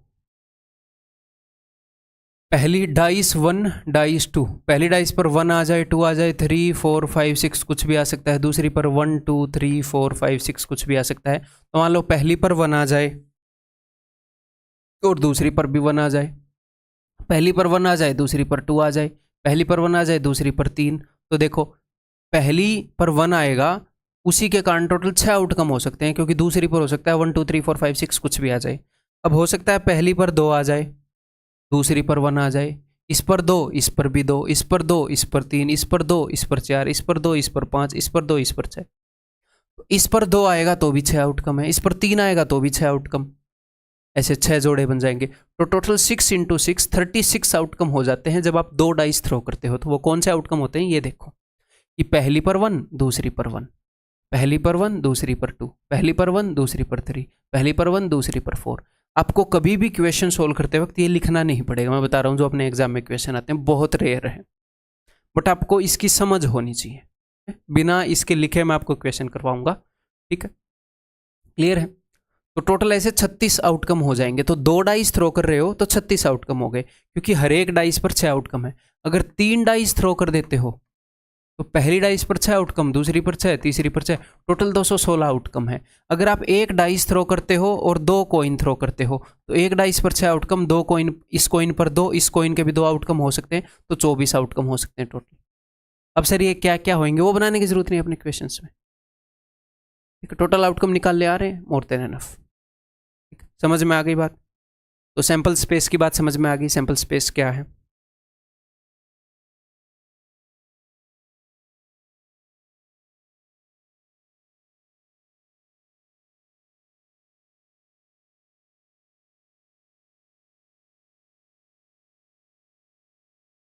A dice is rolled twice. What is the probability of getting a sum equal to 9? एक डाइस को 2 बार फेंका गया है, क्या प्रोबेबिलिटी है कि जो सम है वो 9 के बराबर आए? तो एक तो आप इसको सैंपल स्पेस बनाकर कर सकते हो जैसे स्कूल में करते थे, एक बार वैसे करते हैं फिर दूसरे तरीके से समझेंगे। तो 2 dice, A dice is rolled twice, एक डाइस को 2 बार फेंक लो या 2 डाइस को फेंक लो, बात एक ही है, ठीक है। तो जब आप 2 डाइस के टोटल आउटकम कितने होंगे? 36 मैंने आपको बताया, ठीक है। उसने बोला है कि जो सम है वो इक्वल टू 9 आए। तो आप यहाँ पर ऐसे देख सकते हो कि सम 9 कब आएगा। देखो, जब पहली डाइस पर 6 आए और दूसरी पर 3 आए, पहली पर 5 आए, दूसरी पर 4 आए, पहली पर 4 आए, दूसरी पर 5 आए, पहली पर 3 आए, दूसरी पर 6 आए, यहाँ पर सम 9 है। तो 1 2 3 4 टोटल 36 पॉसिबल आउटकम है। जब हम एक डाइस को 2 बार फेंक ले या 2 डाइस को फेंक ले तो 36 पॉसिबल आउटकम है, उसमें से 4 आउटकम अपने फेवर में है। तो उत्तर क्या हो जाएगा? 4 आउट ऑफ 36, 1/9, ठीक है। तो हम ऐसे निकाल सकते हैं, लेकिन ऐसे नहीं निकालेंगे हम एग्जाम में, डोंट वरी, ठीक है। देखो हम कैसे करेंगे, देखो आपको ये बात तो पता ही है कि एक डाइस को 2 बार फेंका गया है तो 6 × 6 टोटल 36 आउटकम है, क्लियर है? हाँ जी सर। अब जब सम 9 के इक्वल आए, बस उसके आपको केसेस बनाने हैं। अब सम 9 बनाना है, मान लो पहली डाइस पर 6 आ जाए, मैं बड़े से स्टार्ट करूंगा, एक ऑर्डर में स्टार्ट करेंगे। स्टार्ट करने को मैं 1 से स्टार्ट करने की कोशिश करता, तो पहली डाइस पर 1 आए तो दूसरी पर 8 तो आ नहीं सकता ना, हमारे घर में तो है नहीं ऐसी डाइस, ठीक है भाई, सम 9 बनाने के लिए। तो हमें एक पैटर्न में हमेशा स्टार्ट करना होता है ताकि चीज़ें मिस ना हो। तो या तो छोटे से स्टार्ट करूंगा या बड़े से। मान लो पहले पर 6 आ जाए, बड़े से बड़ा 6 आ सकता है, तो दूसरे पर 3 आ जाए, ये भी एक ऐसा आउटकम है जो हमारे फेवर में है। टोटल आउटकम हमें पता है 36 है, हमारे फेवर में की है। अब मैं इसको घटाता जाऊंगा, पहली पर 5 आए, इसको एक बढ़ा दूंगा, दूसरी पर 4 आए, पहली पर 4 आए। अब ये मत बोलना कि सर ये दोनों आउटकम सेम है, नहीं, पहली बार 4 आया, दूसरी बार 5, और पहली बार 5 आया, दूसरी बार 4, ये 2 अलग अलग इवेंट हैं, अलग अलग चीजें। पहली पर 3 आए, दूसरी पर 6, पहली पर 2 आए, दूसरी पर 7 आ नहीं सकता, ठीक है, शकुनी मामा की डाइस नहीं आई, ठीक है। तो 1 2 3 4 4 आउटकम अपने फेवर में। आपको सिर्फ ये लिखने हैं, टोटल आउटकम आपके दिमाग में थे ही, तो उत्तर विल बी 1/9, उत्तर विल बी 1/9।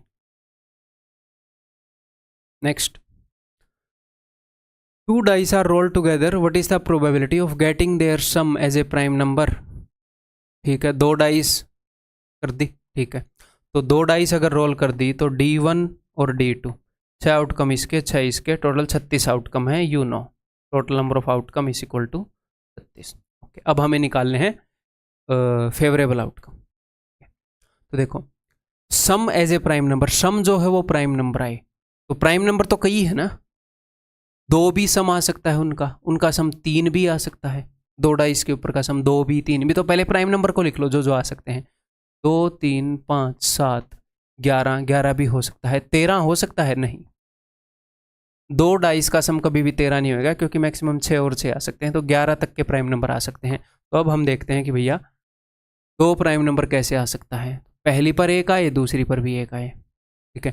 3 कैसे आ सकता है, पहली पर एक, दूसरी पर 2, पहली पर 2, दूसरी पर 1, बस। पहली पर 3, दूसरी पर 0 नहीं होता, ठीक है।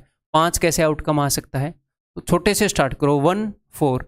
अब हर एक आउटकम आपको लिखना नहीं है, सिर्फ ये देखो ये 1 से लेकर 4 तक जाएगा, 1 से लेकर 4 तक, 1 2 3 4, बीच वाले सारे आएंगे, उनके लिए अपने आप मिल जाएंगी ये चीज़ें। 2 और 3, 2 मिल गया तो दूसरा अपने आप मिल जाएगा। ये मैक्स 4 तक जा सकता है, सिर्फ ये देख लो। जैसे 7 है, 1 6, मैक्स ये कहाँ तक जा सकता है, 6 1 तक जा सकता है, इसके उल्टे तक जा सकता है मैक्स। तो टोटल यहाँ पर कितने आउटकम है, यहाँ पर है 1, यहाँ पर कितने हैं 2, यहाँ पर है 4, यहाँ पर है 6, 1 से लेकर 6 तक, और 11। अब मैं बड़े से स्टार्ट करूँगा, पहली पर 6 आए, दूसरी पर 5, और पहली पर 5, दूसरी पर 6, इसके अलावा और कुछ हो नहीं सकता। यहाँ पर आउटकम है 2, तो 1 2 कितना हो गया, 6 और 4 10, 4 14 और 1 15, तो 15 आउटकम है अपने फेवर विच, साढ़े फेवर 15 आउटकम है गे, 5/12, ऑप्शन बी। क्लियर है भाई। नेक्स्ट, आपने परमुटेशन एंड कॉम्बिनेशन में ये चीज़ पढ़ी है, rule of addition and multiplication, है ना। तो फॉर म्यूचुअली एक्सक्लूसिव इवेंट, ये म्यूचुअली एक्सक्लूसिव इवेंट क्या होता है ये मैं बाद में बताऊंगा, ठीक है। पहले सिर्फ इतना देख लो, बाद में बताऊंगा। म्यूचुअली एक्सक्लूसिव इवेंट के लिए ये चीज़ें ट्रू हैं, बट बाद में मैं इसको बताऊंगा क्योंकि maximum 99% question mutually exclusive event के ही आते हैं, ठीक है। वो मैं जब सब कुछ प्रोबेबिलिटी हो लेगी बाद में कुछ इवेंट कर लेंगे, ठीक है। देखो, प्रोबेबिलिटी ऑफ इस यूनियन का मतलब है ए और बी।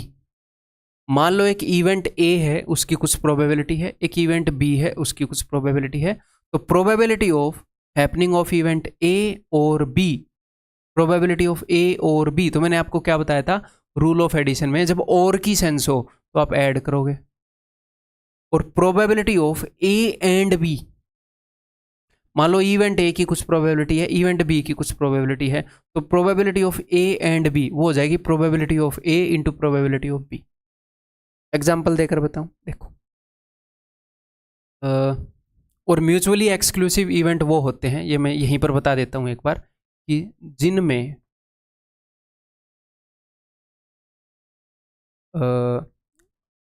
आउटकम्स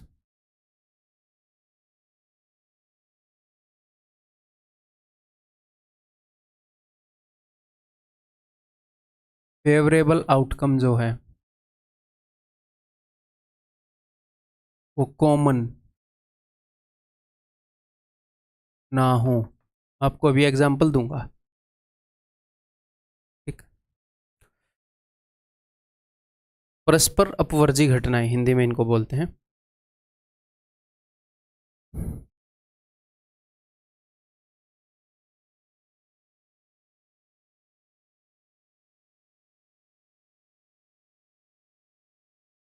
ठीक, देखो, मान लो इवेंट ए है,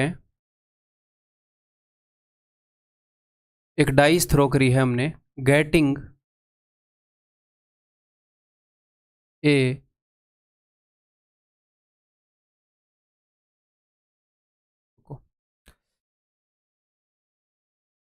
अगर मैं कर लूं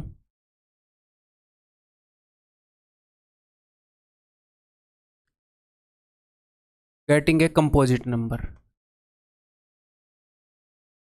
एक डाइस थ्रो करने पर, और इवेंट बी है getting a number less then 3, ठीक है। तो मान लो आप एक डाइस थ्रो कर रहे हो, तो what is the probability of, what is the probability of happening of event ए और बी, आप डाइस थ्रो कर रहे हो तो क्या प्रोबेबिलिटी है कि ए या बी में से एक इवेंट होगा। तो आप सिंपली क्या करोगे, probability of A plus probability of B. Probability of A क्या है, टोटल पॉसिबल आउटकम कितने हैं, टोटल पॉसिबल आउटकम है मेरे भाई 6, और इवेंट ए के फेवर में कितने आउटकम है, कंपोजिट नंबर, एक तो 4 है और एक 6 है। देखो एक कंपोजिट नहीं है, 2 नहीं है, 3 नहीं है, 4 है, 5 प्राइम नंबर हो गया, 6 है, 4 और 6 है, तो टोटल फेवर में आउटकम कितने हैं, 2, तो कितना हो गया 1/3। प्रोबेबिलिटी ऑफ बी क्या है, प्रोबेबिलिटी ऑफ बी है getting a number less then 3, तो 1 और 2, 2 ही आउटकम है। यहाँ पर कौन कौन से आउटकम पॉसिबल है, 1 और 2, यहाँ पर 2 ही आउटकम है, 4 और 6, ठीक है, तो 2/6, तो दैट इज इक्वल टू 1/3। तो probability of happening of A और बी, तो 1/3 प्लस 1/3 इज इक्वल टू 2/3। इसको दूसरे नज़रिए से देखते हैं। अब देखो इसको सबसे पहले तो मैं ये बताऊं कि म्यूचुअली एक्सक्लूसिव क्या होता है। देखो म्यूचुअली एक्सक्लूसिव होता है कि जो फेवरेबल आउटकम है वो कॉमन नहीं होने चाहिए।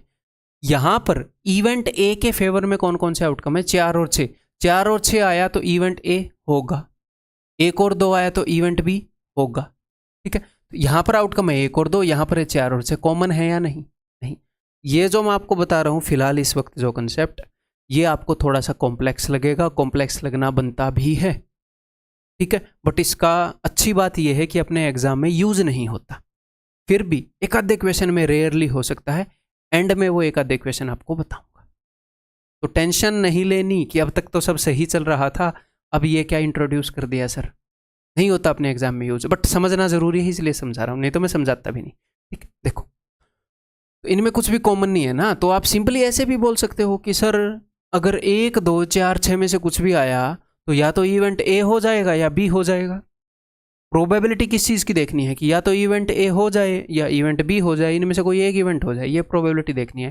कि सर देखो डाइस को थ्रो करोगे तो टोटल 6 आउटकम है, हाँ जी भाई टोटल 6 आउटकम है, और अगर 4, 6, 1 या 2 इन 4 आउटकम में से कोई भी एक आया तो अपने फेवर में ही है वो, तो अपने फेवर में 4 आउटकम है, इन 4 में से कोई भी एक आया तो या तो ए हो जाएगा या बी हो जाएगा, तो डायरेक्टली भी तो आ गई प्रोबेबिलिटी 2/3, ठीक। तो इन क्वेश्चंस को हम ऐसे भी निपटा सकते हैं। तो मैं आपको ये क्यों बता रहा हूं, अब मैं बता रहा हूं सेकंड पार्ट के लिए, वो पार्ट बहुत ज़्यादा यूजफुल है, ठीक है। अगर आपसे वो ऐसे पूछता है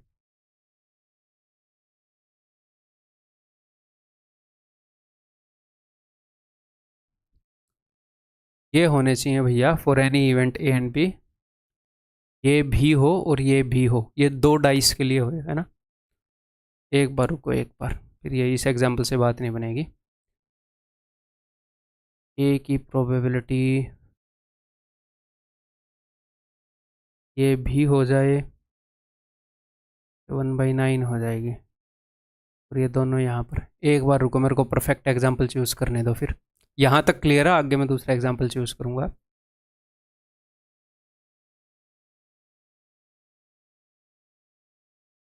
हाँ जी देखो, मान लो अब यहाँ पर क्या है, for any event A and B, probability of A and B, event A भी हो जाए इवेंट बी भी हो जाए, इसकी क्या प्रोबेबिलिटी होगी। तो अब ऐसे मान लो ऑन थ्रोइंग 2 डाइस, 2 डाइस हमने थ्रो की हैं, या फिर एक डाइस 2 बार थ्रो की है, ठीक है। तो क्या प्रोबेबिलिटी है कि इवेंट ए भी हो जाए और इवेंट बी भी हो जाए। या फिर आप ऐसे मान लो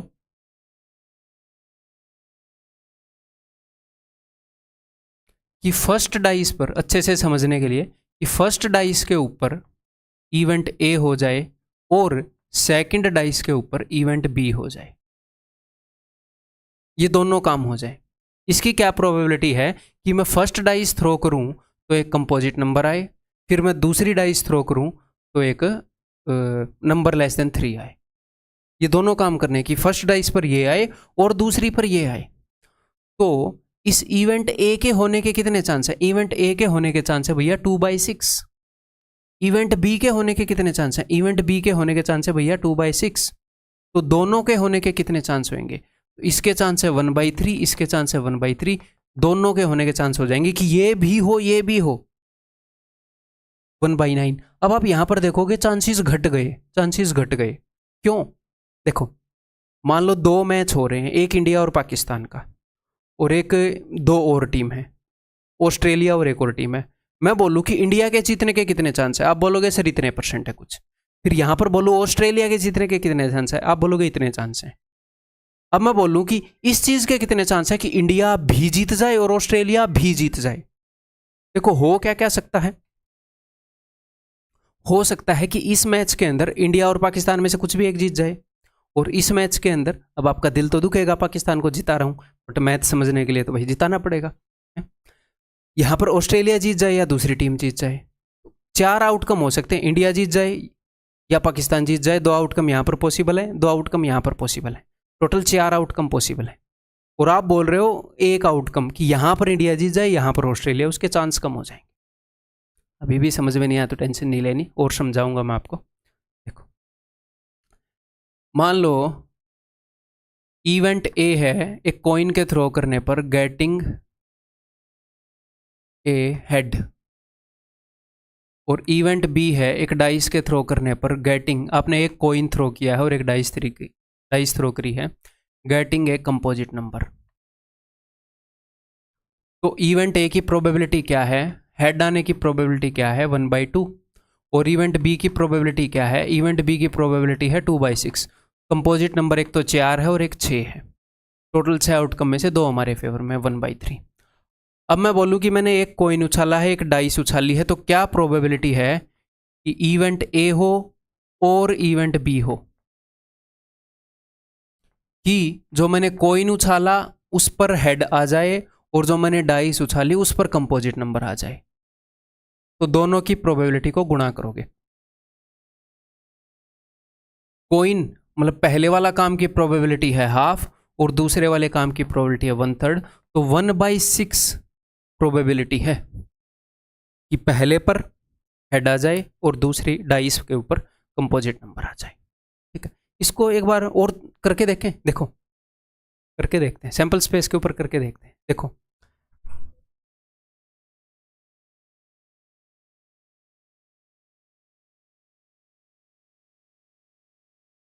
ठीक है,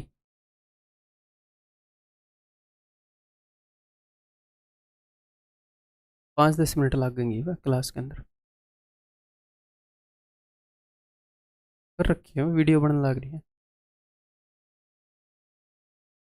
ठीक है भाई, देखो मान लो हमने 3 कॉइन थ्रो किए हैं, 3 कॉइन थ्रो किए हैं, कॉइन 1, कॉइन 2 और कॉइन 3। क्या प्रोबेबिलिटी है कि पहले पर भी हेड आ जाए, दूसरे पर भी हेड, तीसरे पर भी head.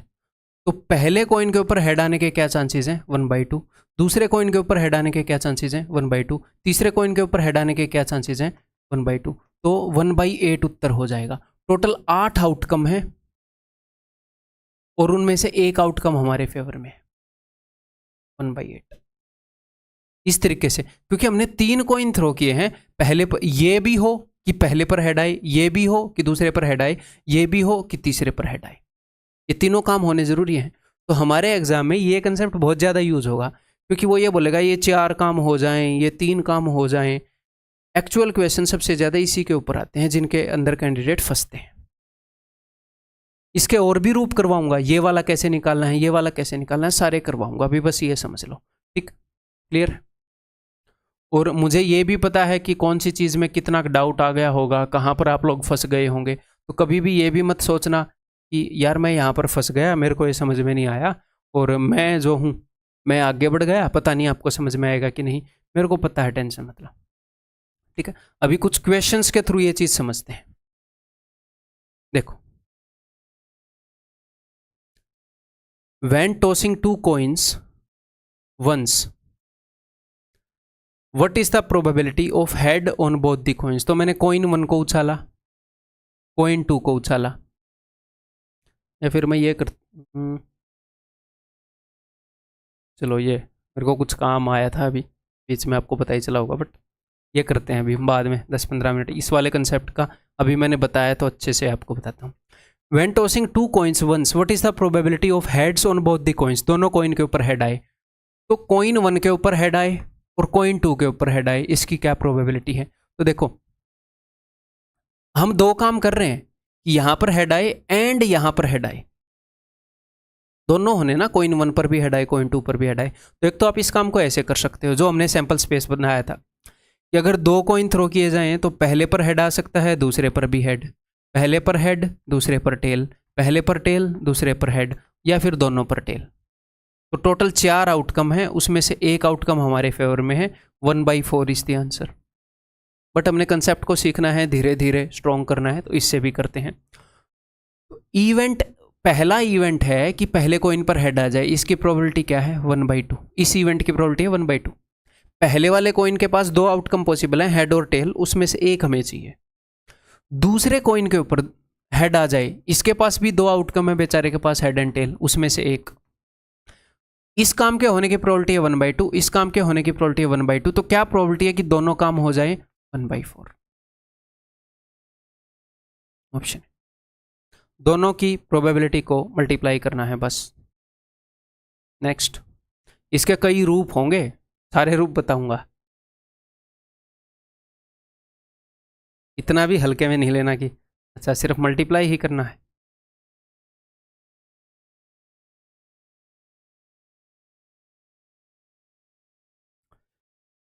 Five coins are tossed together. What is the probability of getting exactly 2 heads? Exactly 2 head चाहिए हमें। अब देखो कितने कॉइन टॉस कर दिए? 5 कॉइन टॉस कर दिए। अगर मैं इस क्वेश्चन को करने लगूँ सैंपल स्पेस बनाकर, और क्या ये क्वेश्चन सर एग्जाम लेवल का है? बिल्कुल रिलेवेंट है। यहाँ पर तो मैंने 5 किए हैं, अभी 2022 वाले में भाई साहब ने 10 काम कर दिए थे ऐसे ऐसे, यहाँ पर तो 5 है। तो सैंपल स्पेस बनाना पॉसिबल ही नहीं था, नहीं तो आपका पोता आपके साथ में आ जाता पेपर देने, आप तब तक सैंपल स्पेस बनाते रहते वहाँ पर। दादाजी आप सैंपल स्पेस ही बना रहे हो है? तो 5 कॉइन अगर टॉस किए हैं तो सैंपल स्पेस कैसे बनेगा कि हो सकता है कि 500 पर हेड आ जाए, अब हो सकता है एक पर टेल आ जाए, तो पहले पर टेल आ गया, फिर दूसरे पर टेल आ गया, फिर तीसरे पर टेल आ गया, फिर हो सकता है 2 पर टेल आ जाए तो उन 2 टेल को अरेंज करेंगे, फिर हो सकता है 3 पर टेल आ जाए, उन 3 टेल को अरेंज करेंगे, हो सकता है 4 पर टेल आ जाए, 4 टेल के जितने भी अरेंजमेंट लिखेंगे, फिर हो सकता है 5 पर टेल आ जाए तो 5 पर टेल। तो पहले कॉइन पर कितने आउटकम आ सकते हैं? कॉइन 1 पर 2, दूसरे कॉइन पर 2, ऐसे ऐसे करके टोटल 32 आउटकम पॉसिबल है। तो 32 आउटकम का सैंपल स्पेस बनाना पड़ेगा, which is not wise.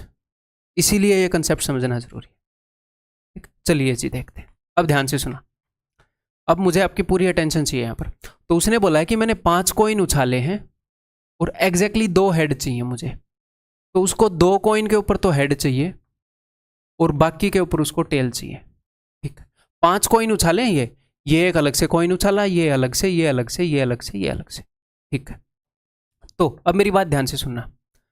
Number 1, उसने ये नहीं बोला कि पहले 2 के ऊपर हेड आए, उसने बोला 2 हेड आए, हो सकता है पहले 2 पर आए, अगले 2 पर आ जाए, एक इस पर और एक इस पर आ जाए। ठीक है, तो कई काम हो सकते हैं, हो सकता है ऐसे आ जाए। तो हमने क्या करना है, हमने इस चीज का भी ध्यान रखना है कि यार हेड पहले 2 पर ही आना जरूरी नहीं है, कई जगह पर हेड आ सकता है। तो एक तो इस चीज का ध्यान रखना है हमें, इस चीज का ध्यान मैं बाद में रखवाऊंगा आपसे। ठीक है, अभी इसको करते हैं। तो आपने एक कॉइन उछाला और उसके ऊपर हेड आए, इसकी क्या प्रोबेबिलिटी? आप बोलोगे सर 1/2। आपने कॉइन उछाला उसके ऊपर हेड आए, सर 1/2। एक कॉइन उछाला उसके ऊपर टेल आए, 1/2। कॉइन वाले में हेड और टेल की प्रोबेबिलिटी सेम होती है, 1/2 ही है ना। तो इस एक और 5वां कॉइन उछाला उसके ऊपर टेल आए, सर 1/2। ठीक है, तो ये उत्तर नहीं होगा। आपने एक और चीज का ध्यान रखना है कि भाई साहब ये तो मैंने सिर्फ एक आउटकम, ये जो उत्तर है ना, ये पता है किस चीज का उत्तर है? ये उत्तर है कि हमने 5 कॉइन उछाले and getting head on first 2 coins and tail on rest coins, remaining coins. अगर मैं आपसे एक क्वेश्चन पूछता कि 5 कॉइन उछाल रहा हूं, पहले 2 पर हेड आ जाए और बाकी 3 पर टेल आ जाए, उसकी क्या प्रोबेबिलिटी होगी? तो उसकी ये प्रोबेबिलिटी होगी 1/32। तो लेकिन उसने ऐसा नहीं पूछा, उसने ये नहीं बोला कि हेड पहले दो पर ही आएगा, उसने बोला है कि भैया किन्हीं भी दो पर हेड आ जाए। तो अब मैं क्या करूंगा, अब मैं इसको गुणा करूंगा किस चीज से, कि हेड को हो सकता है मैं पहली दो पर रख दूं, अगली दो पर रख दूं, इन दो के ऊपर रख दूं, मैं किन्हीं भी जगह पर हेड को रख सकता हूं। तो टोटल कितनी अरेंजमेंट्स हो सकती हैं, टोटल कितनी अरेंजमेंट्स हो सकती हैं? 5 में से 2 जगह पर हेड आए तो आप ये बोल सकते हो सर 5C2। 5 में से 2 जगह छांटने के जितने भी तरीके हैं 5C2 लिख दो।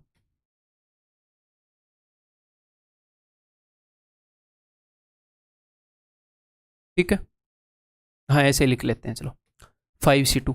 5 में से 2 जगह हेड के लिए मैं छांटूंगा। सर P क्यों नहीं लिखोगे? P इसलिए नहीं लिखेंगे क्योंकि ये भी H है, ये भी H है, सेम चीज़ है, H और H, ऑर्डर मैटर ही नहीं करेगा इनके अरेंजमेंट का।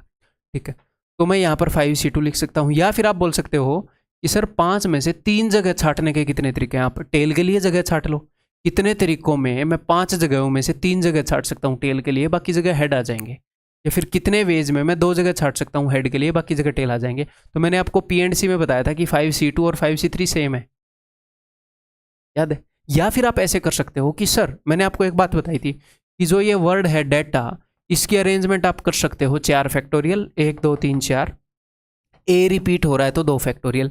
आप वो भी कर सकते हो यहाँ पर क्या कि सर HHTTT को ही तो अरेंज करना है ना। हाँ तो सर ये 5 लेटर्स हैं तो 5 फैक्टोरियल, 2 हेड रिपीट हो रहे हैं तो 2 फैक्टोरियल, 3 टेल रिपीट हो रहे हैं तो 3 फैक्टोरियल। इनमें से कुछ भी लिख लो, उत्तर सेम ही आना है। समझ में आ गई बात? एक एक क्वेश्चन के ऊपर टाइम दे रहा हूँ, क्यों? ताकि समझ में आ जाए। टॉपिक ऐसा है कि अगर ठीक से नहीं समझा है तो फिर नानी याद आ जाएगी आपको। तो अब इसको करते हैं जी सॉल्व। ये हो जाएगा 1/32 गुणा में 5C2 क्या होता है 5 × 4 बट्टे में 2। P&C देख लेना भाई, नहीं तो मेरी जिम्मेवारी नहीं है दोस्त। तो 4 से इसको मैं काटूंगा 8 पर, उत्तर विल भी 5/16। इससे पहले P&C देखना पड़ेगा। ठीक,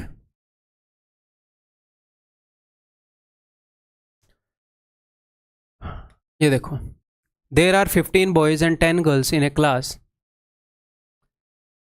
if 3 students are selected at random. अब मैं हर एक क्वेश्चन को करने के 2-2 तरीके आपको बताऊंगा, हर एक क्वेश्चन को करने के। ठीक है, दोनों आपको समझने हैं।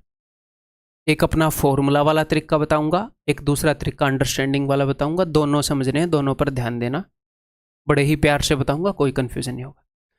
देर are 15 boys and 10 girls in a class if 3 students are selected. 3 student छांटने हैं at random. What is the probability that 1 girl and 2 boys are selected. एक गर्ल छांटनी है, 2 बॉय छांटने हैं। तो 15 बच्चों में से, 15 नहीं सॉरी, 15 और 10, 25 बच्चों में से 3 बच्चे छांटने हैं। ठीक है, तो टोटल आउटकम कितने होंगे? टोटल आउटकम 25 बच्चों में से 3 बच्चे छांटने हैं। क्या प्रोबेबिलिटी है कि एक लड़की और 2 लड़के हैं? ये क्वेश्चन है। तो पहले तो मैं देखूंगा टोटल नंबर ऑफ आउटकम, फिर मैं देखूंगा फेवरेबल आउटकम जो हमारे फेवर में है। तो 25 बच्चों में से 15 और 10 25, 25 बच्चों में से 3 बच्चे छांटने के टोटल कितने तरीके हैं? तो 25C3, यहाँ पर परमुटेशन कॉम्बिनेशन काम आएगा। 25 में से 3 बच्चे छांटने के ये तरीके हैं। ठीक है, अब हमारे फेवर में कितने आउटकम है? हमारे फेवर में आउटकम है कि एक तो लड़की छट जाए, यानी कि 10 में से एक लड़की। तो 10 लड़कियों में से एक लड़की छांटने के कितने तरीके हैं? 10C1। 10 लड़कियों में से एक लड़की छांटने के कितने तरीके हैं? 10C1। ये वेज, ये हमारे फेवर में है। ये जितने भी तरीके हैं वो सारे हमारे फेवर में हैं। 25 में से 3 बच्चे छांटने के बहुत सारे तरीके होते हैं। कितने? इतने। उन तरीकों में से एक तो ये हमारे फेवर में है। इनटू में क्यों कर रहा हूं? क्योंकि दोनों काम करने हैं। जब 2 में से एक काम करना हो और हो तो प्लस आता है। सेंस की मैं बात कर रहा हूं, वर्ड की नहीं। जब दोनों काम करने हो तो इनटू आता है, rule of multiplication and addition. ठीक है, तो एक लड़की भी छांटनी है और 2 लड़के भी छांटने हैं। ठीक है, तो 15 लड़कों में से 2 लड़के छांटने हैं, तो टोटल नंबर ऑफ वेज कितने हैं? 15C2। तो ये अपना उत्तर हो जाएगा। इसको फिर मैं दूसरे तरीके से भी बताऊंगा। देखो, तो tan C1 को कैसे लिखते हैं ये मैंने आपको बताया है, P&C में डायरेक्टली tan लिख लो, NC1 = n। 10 में से एक चीज़ छाटनी है तो 10 तरीके होंगे, उन 10 में से कोई भी एक छाट लो। 15C2 को कैसे लिखते हैं, दो टर्म्स तक लेकर जाओगे, 15C2 15 × 14 नीचे 2 फैक्टोरियल। 25C3 को कैसे लिखेंगे, 3 टर्म तक लेकर जाओगे, 25 × 24 × 23 और नीचे 3 फैक्टोरियल। तो इसको मैं ऊपर भेज देता हूँ, 3 × 2, ये जो भी होगा उत्तर आ जाएगा। हम इंटरेस्टेड हैं कंसेप्ट सीखने में, उत्तर बाद में निकालेंगे, ठीक है। नेक्स्ट तरीका है कि भैया एक तो गर्ल छांटी जाए और 2 बॉय छांटे जाए। हमने 3 बंदे छांटने हैं, क्या प्रोबेबिलिटी है कि एक गर्ल छांटी जाए और 2 बॉय छांटे जाए, ठीक है, ओके, यही है ना, हाँ जी। 3 काम करने हैं, 3 काम क्या करने हैं, एक गर्ल छांटनी है, फिर एक और काम है एक बॉय छांटना है, फिर एक और काम है एक बॉय छांटना है। तो मान लो इनको आप कैसे भी लिख लो, आप बोलोगे सर आपने पहले जी क्यों लिखा बाद में बी क्यों लिखा, आप कैसे भी लिख सकते हो, कोई दिक्कत ही नहीं है। मैं क्लास में गया, मेरे पास एक ही काम है, क्या काम है कि मेरे को एक गर्ल छांटनी है। टोटल कितने बच्चे बैठे हैं सामने मेरे सामने, मैं वहाँ से एक बच्चा उठाऊंगा, रैंडमली एक बच्चा उठाऊंगा, क्या प्रोबेबिलिटी है कि वो गर्ल हो। तो टोटल 25 बच्चे हैं, उसमें से 10 गर्ल हैं। तो ये 3 काम करने हैं, एक गर्ल छांटनी है एंड एक बॉय छांटना है एंड एक बॉय छांटना है, ये 3 काम करने हैं। तो तीनों की प्रोबेबिलिटी को मल्टीप्लाई करूंगा। तो अगर मैं क्लास में से एक बच्चा छांट रहा हूं, क्या प्रोबेबिलिटी है कि वो गर्ल हो, आप बोलोगे सर 10/25, टोटल 25 बच्चे हैं उसमें से 10 गर्ल है, ठीक है। अब मैंने एक लड़की छांट ली, वो आ गई यहां पर, ठीक है। अब टोटल बच्चे कितने बच गए, 24। क्या प्रोबेबिलिटी है कि वो बॉय हो, आप बोलोगे सर 15 बॉय हैं और टोटल 24 बच्चे बचे हैं। सर 24 क्यों बचे, क्योंकि एक गर्ल हमने छांट ली है। अब टोटल बच्चे बच गए 23। हमने तीनों काम करने हैं ना, ये भी और ये भी, तो मैंने मान लिया कि ये हो गया, इसके होने की ये प्रोबेबिलिटी है, ये हो गया इसके होने की ये प्रोबेबिलिटी है। और मान लो ये हो गया तो उसके बाद इसके होने की कितनी प्रोबेबिलिटी होगी, ये हो गया उसके बाद इसके होने की क्या प्रोबेबिलिटी, ये होने के बाद, क्योंकि तीनों करने हैं। तो ये हो गया तो एक बच्चा कम हो जाएगा, ठीक है। तो सर जो बॉयज़ हैं वो 14 हो जाएंगे। आपने 2 बंदे छांट लिए तो 23 तो पूरी क्लास में बच गए, और एक बॉय आपने यहाँ पे छांट लिया तो 14 हो गए। जब आप ऐसे करते हो ना क्वेश्चन को, तो बाद में आपको इनकी अरेंजमेंट और करनी पड़ती है। जब आप फॉर्मूले से क्वेश्चन को करोगे तो अरेंजमेंट अलग से नहीं करनी पड़ेगी, यहां पर अरेंजमेंट करनी पड़ेगी। क्या अरेंजमेंट सर, देखो गर्ल को आप पहले भी छांट सकते थे, बाद में 2 बॉय। हो सकता है ना कि गर्ल बीच में छांटी जाए, ऐसे होए, पहले बॉय छांटा जाए फिर गर्ल फिर बॉय, ये भी तो हमारे फेवर में होएगा। एक लड़की 2 लड़के तो अभी भी छांटे गए, उसने ये थोड़ी बोला है कि पहले पर लड़की छांटी जाए बाकी 2 बॉय छांटे जाए, तो उसने नहीं बोला। ऐसे भी हो सकता है कि गर्ल लास्ट में छांटी जाए, तो गर्ल पहले पर भी आ सकती है, दूसरे पर भी आ सकती है, तीसरे पर भी आ सकती है। 3 ही अरेंजमेंट पॉसिबल है। या फिर आप ये कर लो कि 3 जगह में से एक गर्ल लड़की के लिए छांटनी है, 3C1, फिर भी 3 ही आएगा। या फिर आप ये कर लो GBB, इनको अरेंज करना है, 3 चीजें हैं, 3 फैक्टोरियल, 3 चीजें हैं और 2 भी रिपीट हो रहे हैं, 2 फैक्टोरियल, तो भी सेम ही आएगा, ठीक है। आपने यहां पर जो लेटर लिखना है वो लिखना है कि इस चीज को छांटने का क्राइटेरिया क्या है। क्राइटेरिया क्या है कि एक गर्ल हो, G लिख दो। इसको छांटने का क्राइटेरिया क्या है कि बॉय हो, B। इसको छांटने का भी सेम ही क्राइटेरिया है ना, बॉय हो, हाँ B, तो B, तो B और B सेम माने जाएंगे, ठीक है। ऐसे कर लो, ऐसे कर लो, ऐसे कर लो, उत्तर सेम ही आना। अब हम कैलकुलेट करके देख लेते हैं भाई। 5 दूनी 10, 5 5 25, इस 5 से गया 3 पर, ये 3 से गया 8 पर, ठीक।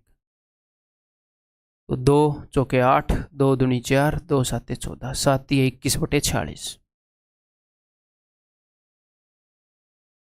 ऊपर वाले को भी सोल्व करोगे तो 21/46 ही आएगा। एक आधे और क्वेश्चन करते हैं इस लेक्चर के अंदर, ताकि इस कंसेप्ट की जो अंडरस्टैंडिंग है वो स्ट्रॉन्ग हो जाए। देखो, a bag contains 4 black, 5 yellow and 6 green balls, ठीक है जी। 3 balls are drawn at random from the bag, what is the probability that all of them are yellow. क्या प्रोबेबिलिटी है कि वो सारी येलो हों। तो देखो, पहले मैं करूंगा फॉर्मूले से। हमने टोटल नंबर ऑफ आउटकम कितने हैं, टोटल सर हमने 3 बॉल छांटनी है। अच्छा जी, कितने में से छांटनी है? 4 ब्लैक, 5 येलो और 6 ग्रीन। 6 और 4 10 और 5 15। 15 में से 3 बॉल छांटनी है तो 15C3। 15 में से 3 बॉल छांटने के टोटल जितने भी तरीके हैं वो आ गए। टोटल जितने तरीके में 3 बॉल छांटी जा सकती हैं वो ये है। अब मैं ऊपर लिखूंगा ऐसे कौन से तरीके हैं जो हमारे फेवर में हैं। हमारे फेवर में कौन कौन से तरीके हैं? जब all of them are yellow, जब सारी येलो बॉल छाटी जाएं, यानी कि जितनी भी बॉल छाटी जाएं वो यहाँ से छाटी जाएं, तीनों की तीनों बॉल यहाँ से आए, तो हमारे फेवर में आउटकम है जितने तरीके में हम 5 में से 3 बॉल छाट सकते हैं, तीनों की तीनों बॉल वहाँ से चाहिए। पिछले क्वेश्चन में हमें एक आइटम यहाँ से चाहिए था और 2 आइटम इस ग्रुप से चाहिए थे, है ना? क्वेश्चन सेम है, लड़के लड़की को छाट लो या बॉल को छाट लो। पिछली बार इस ग्रुप में से एक चीज चाहिए थी, इस ग्रुप में से 2 चीज चाहिए थी, अब की बार सारी की सारी चीज इस ग्रुप में से चाहिए, 5C3। अगर वो ये बोल देता 1 ब्लैक 2 येलो तो 5C2 और 4C1, ठीक है? तो इसको कर लो। अब देखो 5C3 का क्या मतलब है कि नीचे 3 फैक्टोरियल आएगा, इसमें भी नीचे 3 फैक्टोरियल आएगा। 3 फैक्टोरियल से 3 फैक्टोरियल गया तो नीचे वाला 3 फैक्टोरियल मत लिखना, ऊपर 3 टर्म तक लिखो, 5 4 × 3 और नीचे लिखो 3 टर्म तक 15 × 14 × 13, खत्म। जो भी है, अब मैं दूसरा तरीका बता दूं, उत्तर एक ही आएगा, ठीक है? उसने बोला कि तीनों येलो हो, तो दूसरा जो तरीका है उसमें आपको ये लिखना पड़ेगा। अब कई बच्चों को लगेगा सर मैं इन दोनों में से एक सीख लूँ, नहीं भाई साहब नहीं, कई क्वेश्चन में ये काम आता है, कई में ये, एक मत सीखो, दोनों सीख लो। समझ में आ रहे हैं ना दोनों, तो सीखते रहो, क्या दिक्कत है? तो मैं एक बॉल छांटूं, पहले मैं एक काम कर रहा हूं, मैं एक बॉल छांटूं और वो येलो निकले, क्या उसका वो है प्रोबेबिलिटी? तो भाई टोटल बॉल हैं 15 और वो येलो निकले, येलो बॉल कितनी है? 5। तो मैं एक बॉल छाटूँ, उसके येलो होने की प्रोबेबिलिटी है 5/15, ठीक है? मान लो ये काम हो गया, येलो बॉल छट गई, अब अगली बॉल भी येलो आए, उसकी क्या प्रोबेबिलिटी है?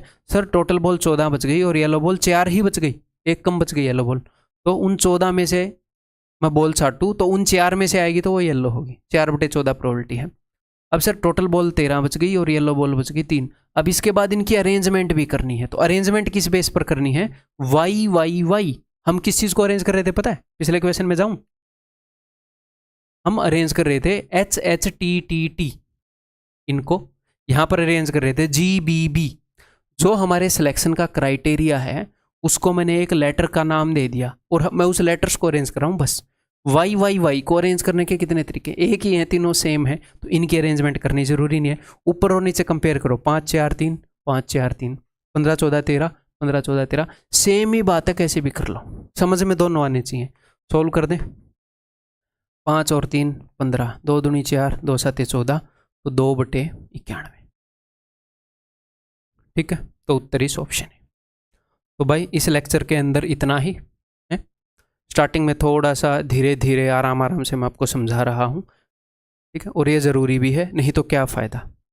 मैं अगर आपके साथ 1.5 घंटा बिताऊँ और वो काम का निकलाए, मैं आपके साथ आधा घंटा बिताऊँ और वो काम का ना निकले, तो यहाँ पर तो 30 मिनट वेस्ट होगी ना।